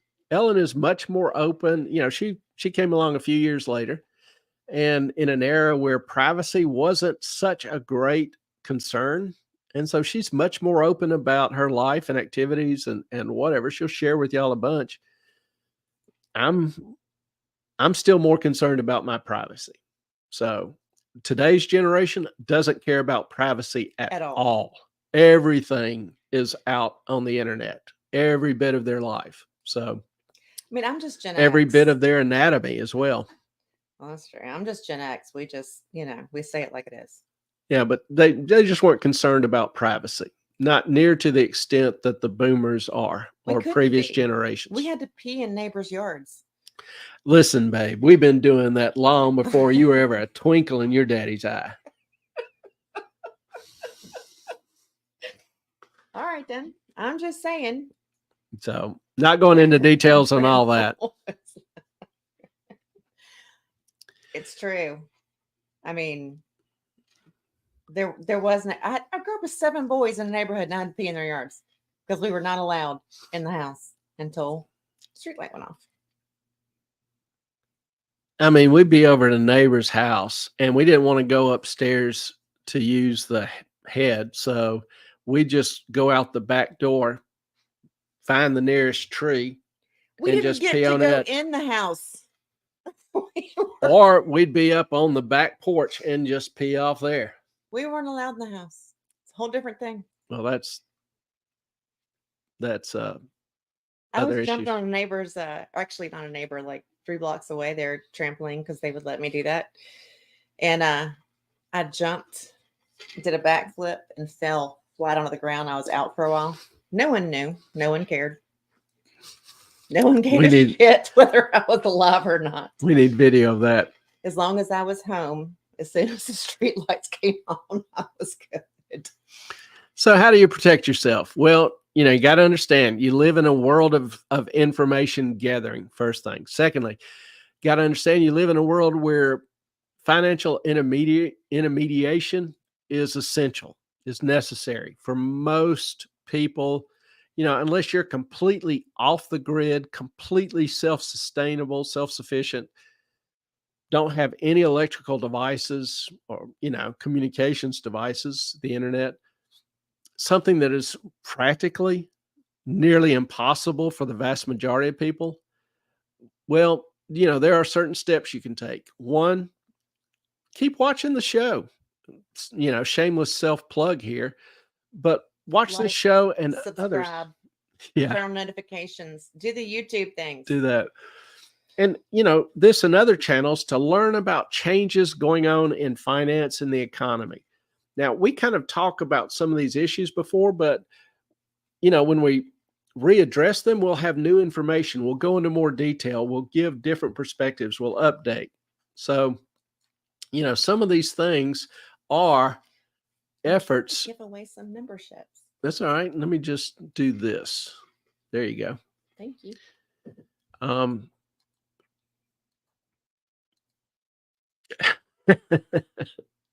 She is distracting. Who, me? Yeah. What? Nice hat, though. So you have to know what your risks are. Secondly, you have to know your risk. Let me back up. First thing, stay abreast of current information, what's going on in the world. Watch this show, watch other shows. Knowing what's going on in the world and current trends are perhaps There you go. Are the best indicators of what is to come, what's, in the pipeline. Secondly, or thirdly, know your risk. What do you have access to that you need? What don't you have access to that you need? We've said it a few times, try to develop some degree of self-sufficiency or redundancy in your provisions. You know, if you have a problem with access to your bank account, if your bank just cuts you off, can you function for weeks or months? Do you have sufficient food, water, some cash to use till your account is restored? You know, something like Bitcoin can help. Some emergency cash is really important. You know, can you produce or grow some of your own food? Even the ability to, you know, forage, to hunt, to fish can be vital. I can't help who it goes to. I haven't even said anything on here, and somehow I got one. Are you serious? Yes. All right. Jane Post, you got a membership. Congratulations. Gail, you got a membership. Congratulations. Shadow, congrats. You got a membership. And Randy Piles, congrats. You got a membership. Carson, you're screwed. You didn't get one. I don't know what to tell you. That's a running joke on this show for those of you who are new. I got nothing. Yeah, we're always trying to get Carson a free membership, one of the gifted memberships, but Bless him. We think it's because in Canada and Trudeau hates him. Yeah, we don't get to choose. We just say gift 5 and it goes to whoever. Yeah. We have no control over that. Yeah, no. Oh, Carson, poor baby. Now, in terms of, you know, providing for yourself, we're, you know, probably a little bit more sensitive to it because we live in a hurricane prone area. And it's possible we could be weak. If a severe hurricane hits, it's possible we could be weeks without food, water, electricity, those kind of things. Do you have any meds that are critical to you? You know, without your cards, access to your bank account, your medical card, you can't buy drugs. So, you know, are you prepared not to be able to purchase drugs for a week, 2 weeks, a month? Can you purify water? Do you know how to purify water? Do you have some source to water? Can you purify it? Some of these instances with the bank accounts can take months to resolve. So it's better to prepare and not need it than be completely unprepared and need it. So we're going to give you some tips this coming Tuesday with Jane talking about, you know, herbs and mushrooms and all. Mushrooms. That's not her thing. Not mushrooms? Mm-mm. Okay. I don't know why I got her connected with mushrooms. Because you like mushrooms. She said, bring it on. My tiny house, the wood, live off the land. Trust me, I don't need the modern world. Does GB have enough treats? That is the most important question. For those of you not familiar with Melissa, she is Mrs. Pug. Love Pug Circus. Love Pug Circus. She does just some fabulous little videos and shots of the life of Green Bean, one of her pugs. And Sky says, does GB have enough outfits? You got to get at least a little roll of red carpet too, so he can walk down it. So Tuesday with Jane, y'all join us. Please, it'll be very, very interesting. I forget whether this is 3rd or 4th. Diversify your bank accounts. One bank may cut you off, another one may not.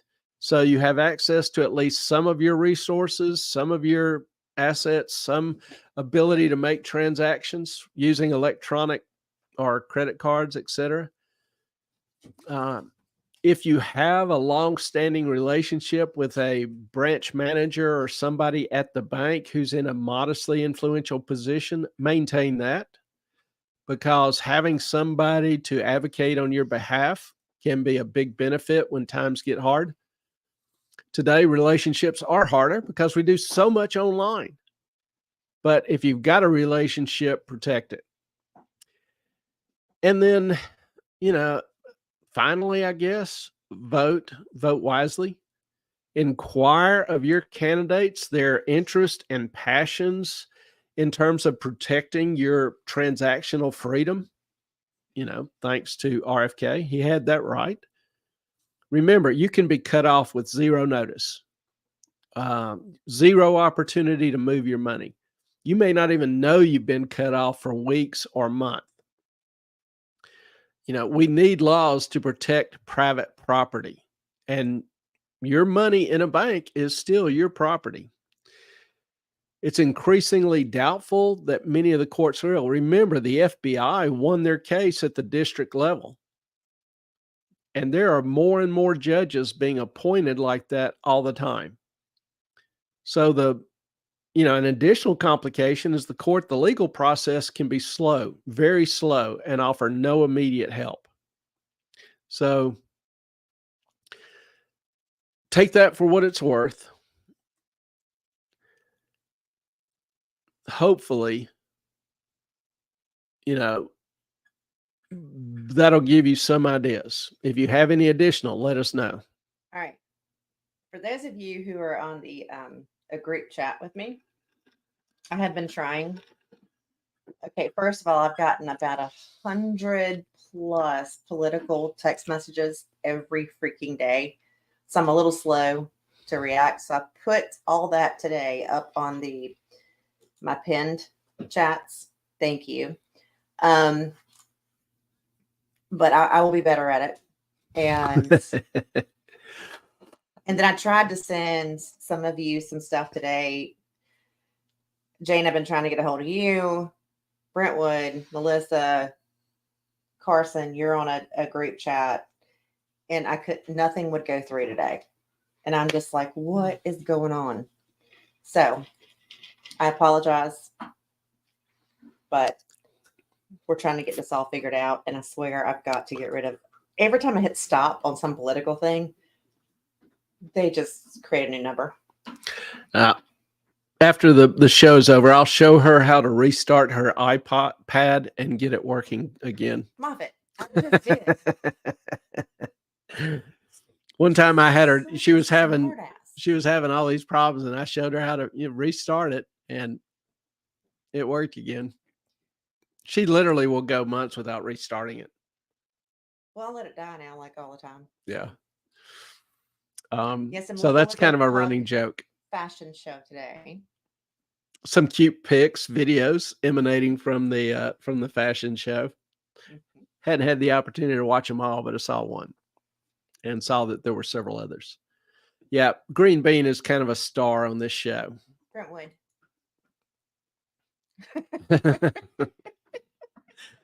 I thought the first question was from IT was, is it plugged in? And then the second question, have you restarted it? Plugged in? Did you restart it? Did you restart the program? Yeah. Did you reboot it? Did you do the thing? Yep. So, third question ought to be, have you visited any porn sites recently?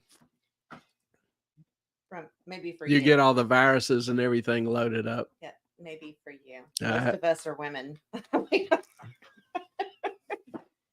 Okay, you and Carson can talk about it later. I'll ask if it's plugged in. If they say, well, come on. There you go. You're obviously a more advanced IT department than others, or IT person. Because I'll call IT, and that's almost always the first question. I'm like, really? Yeah. Is it that common? I don't know, but yeah, people are dumber than you think.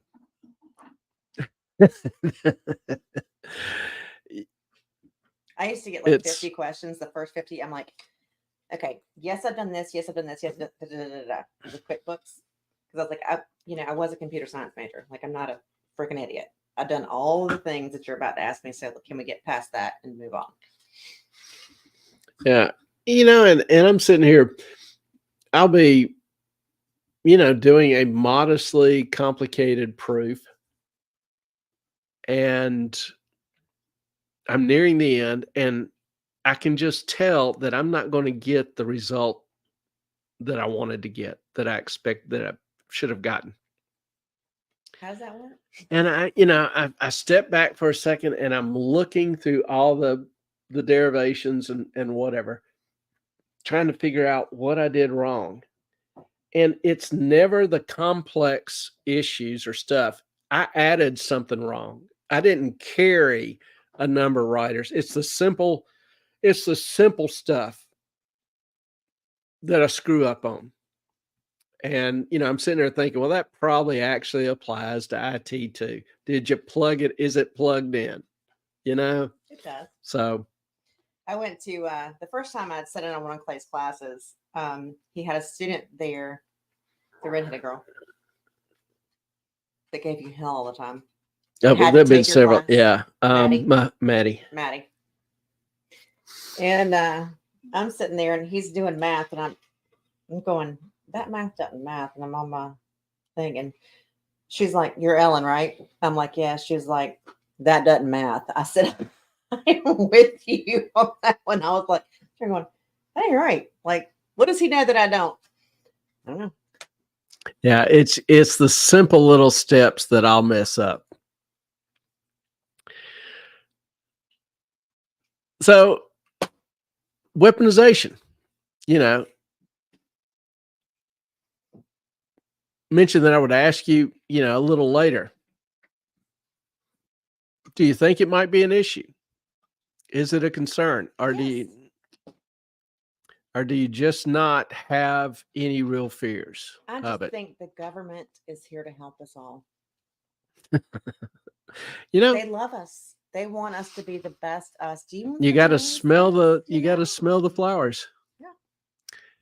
There's there are different views and opinions. Not going to lie. So I've shared with you, some of my thoughts, concerns, some of the things that I see happening increasingly. So I would describe them as a trend. I think there are certain incentives to continue the trend. I think there's, so we'll see what happens. Like I say, there are some people who are adamantly opposed to some of it. I don't know whether there'll be enough of them or whether they'll get in positions of power and influence, or if they'll do what they say. And I sent 4 videos to Clay today about all of this, and I will put them up on the videos because he covered very little, but it was very informative what they were saying, and it was. Yeah, they'll go into a lot more details. And some of y'all have jumped my anatomy before about going too far into the weeds and giving out too many details. So damned if I do, damned if I don't, whatever. I asked him to show him. He apparently didn't. Yeah. But anyway, I'll put them up there. It's 4 5-minute videos that will really, it goes into the weeds, but very quickly. They can do it in 20 minutes. Yeah, a couple of other miscellaneous things that I noticed happening this week. Just real quickly, saw an interesting discussion on inflation, and normally I would argue I agree with Milton Friedman that inflation is always a monetary event, monetary policy, printing too much money, too much money chasing too few goods. And systematically, for the system, for the whole economy, that's true. But there can be unique instances of inflation applicable maybe to a specific industry that aren't really due to the money supply. For example, automobiles, increase in automobile prices. Well, if you look at some of the influences that have caused those price increases, you've got regulations making them more expensive, regulations requiring pollution controls, regulations providing more safety equipment, providing higher fuel efficiency. All of these things make producing the car more expensive. EVs, the incentives for EVs. A lot of people were buying EVs there for a while. Well, if you have a little wreck in an EV, it's totaled. You're a little fucked. So your insurance is going through the roof. Insurance on buying new cars because their prices are so much higher is going through the roof. Big awards and lawsuits, impact insurance prices. People are going like, my car insurance has doubled and I'm a good driver. Yeah, but the insurance company has been losing money on this policy for years, several years, and has to build up their reserves. So they're having to jack the prices up faster. Y'all know it's my bedtime. Love y'all. Good night. And I will see you on Tuesday with Jane. Be excited about that. Yeah. So there, we talk about inflation and monetary policy, but admittedly, there can be some other influences, and some of them can happen simultaneously. I saw where Warren Buffett's cash pile had grown to $188 billion. In fact, he just sold off more shares of Apple stock, which to me was kind of interesting because Apple announced a $110 billion stock buyback to boost the stock prices up a little further, maybe to compensate for Buffett selling the stock. But, can you imagine what $110 billion invested in R&D would do for a company that hasn't had a single new idea since Jobs died? Not a big fan of stock buybacks, personally. Saw where, we talked about real estate some. Saw where Canadian real estate is dropping in price.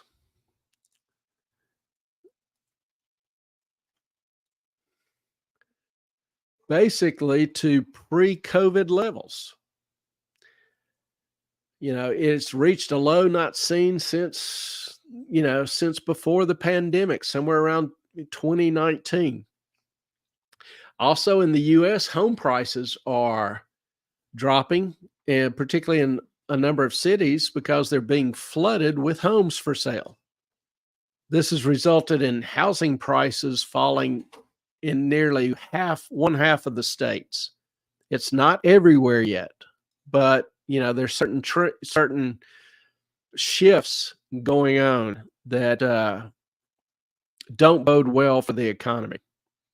I saw an audit by the Claros Group, who audited U.S. banks with the data that banks are required to file. And they found over 282 with large unrealized losses in commercial real estate.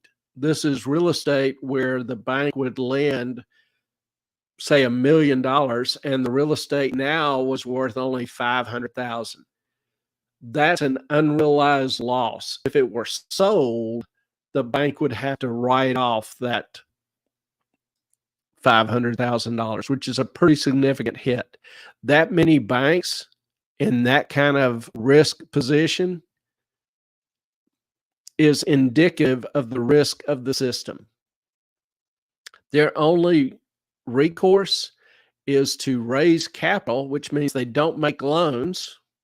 They keep all the money from additional deposits or whatever in-house. They take the money from paid off loans, keep it in-house. So they're trying to raise capital to cover the write-offs and or merge. But there's not really a lot of bank mergers going on because no bank wants to buy a stressed, bankrupt bank. Banks are in limbo right now. That's not a good foreteller of economic growth. The president also announced he's going to let the Trump tax cuts expire. So if you're an average family, that's going to cost you about 15 to 25% more in federal taxes this coming year. So take what you paid, take a fourth of it, and add that to your tax amount. If you are a investor, Biden's also going to try to increase the long-term capital gains rate to 44%. The max rate right now is 20%. Now, this will affect largely, this will impact only larger investors, but it won't take long for those amounts to drop. So just a few other things I noticed, this week. The jobs number came out, payroll data came out. 170,000 jobs, 175,000 jobs added to the economy this month, down from 300,000 last month, 330,000 last month. The interesting thing, devil's always in the details. The interesting thing is that the birth-death model added 360,000 jobs to this month's number. So what would the real jobs number have been without this artificial addition? The birth-death model. What is the birth-death model, you may ask? Well, it's an estimate that the Bureau of Labor Statistics does based on the number of jobs created by new businesses less the number of jobs lost to business closing. That kind of data is usually slow to be recognized or be recorded. So they estimate it, and they'll embed this adjustment every quarter. It, quote unquote, contributes to the survey data, survey data from the employment survey. Now, it uses what we call, and you'll love this, an autoregressive integrated moving average model to calculate the birth-death adjustment based on the last 5 years of data. Then it adds it in. Now, an autoregressive model is a fancy term for a time series, data that's accumulated over time, a time series technique that assumes the current value is a function of the past value. For example, a stock price going from 65 to 70, it increased $5. Well, that increase is relative to its previous price. That's a wholly different thing from a stock price increasing from $5 to $10. And so the previous price, the series of previous prices, impacts the current number. So you can't look at that change in an absolute basis.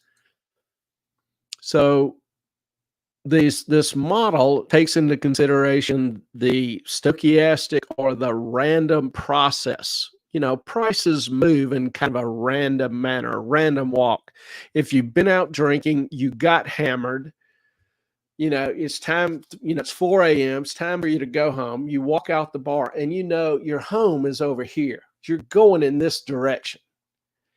And you pick up your foot and take that first step. Well, God only knows where it's going to land.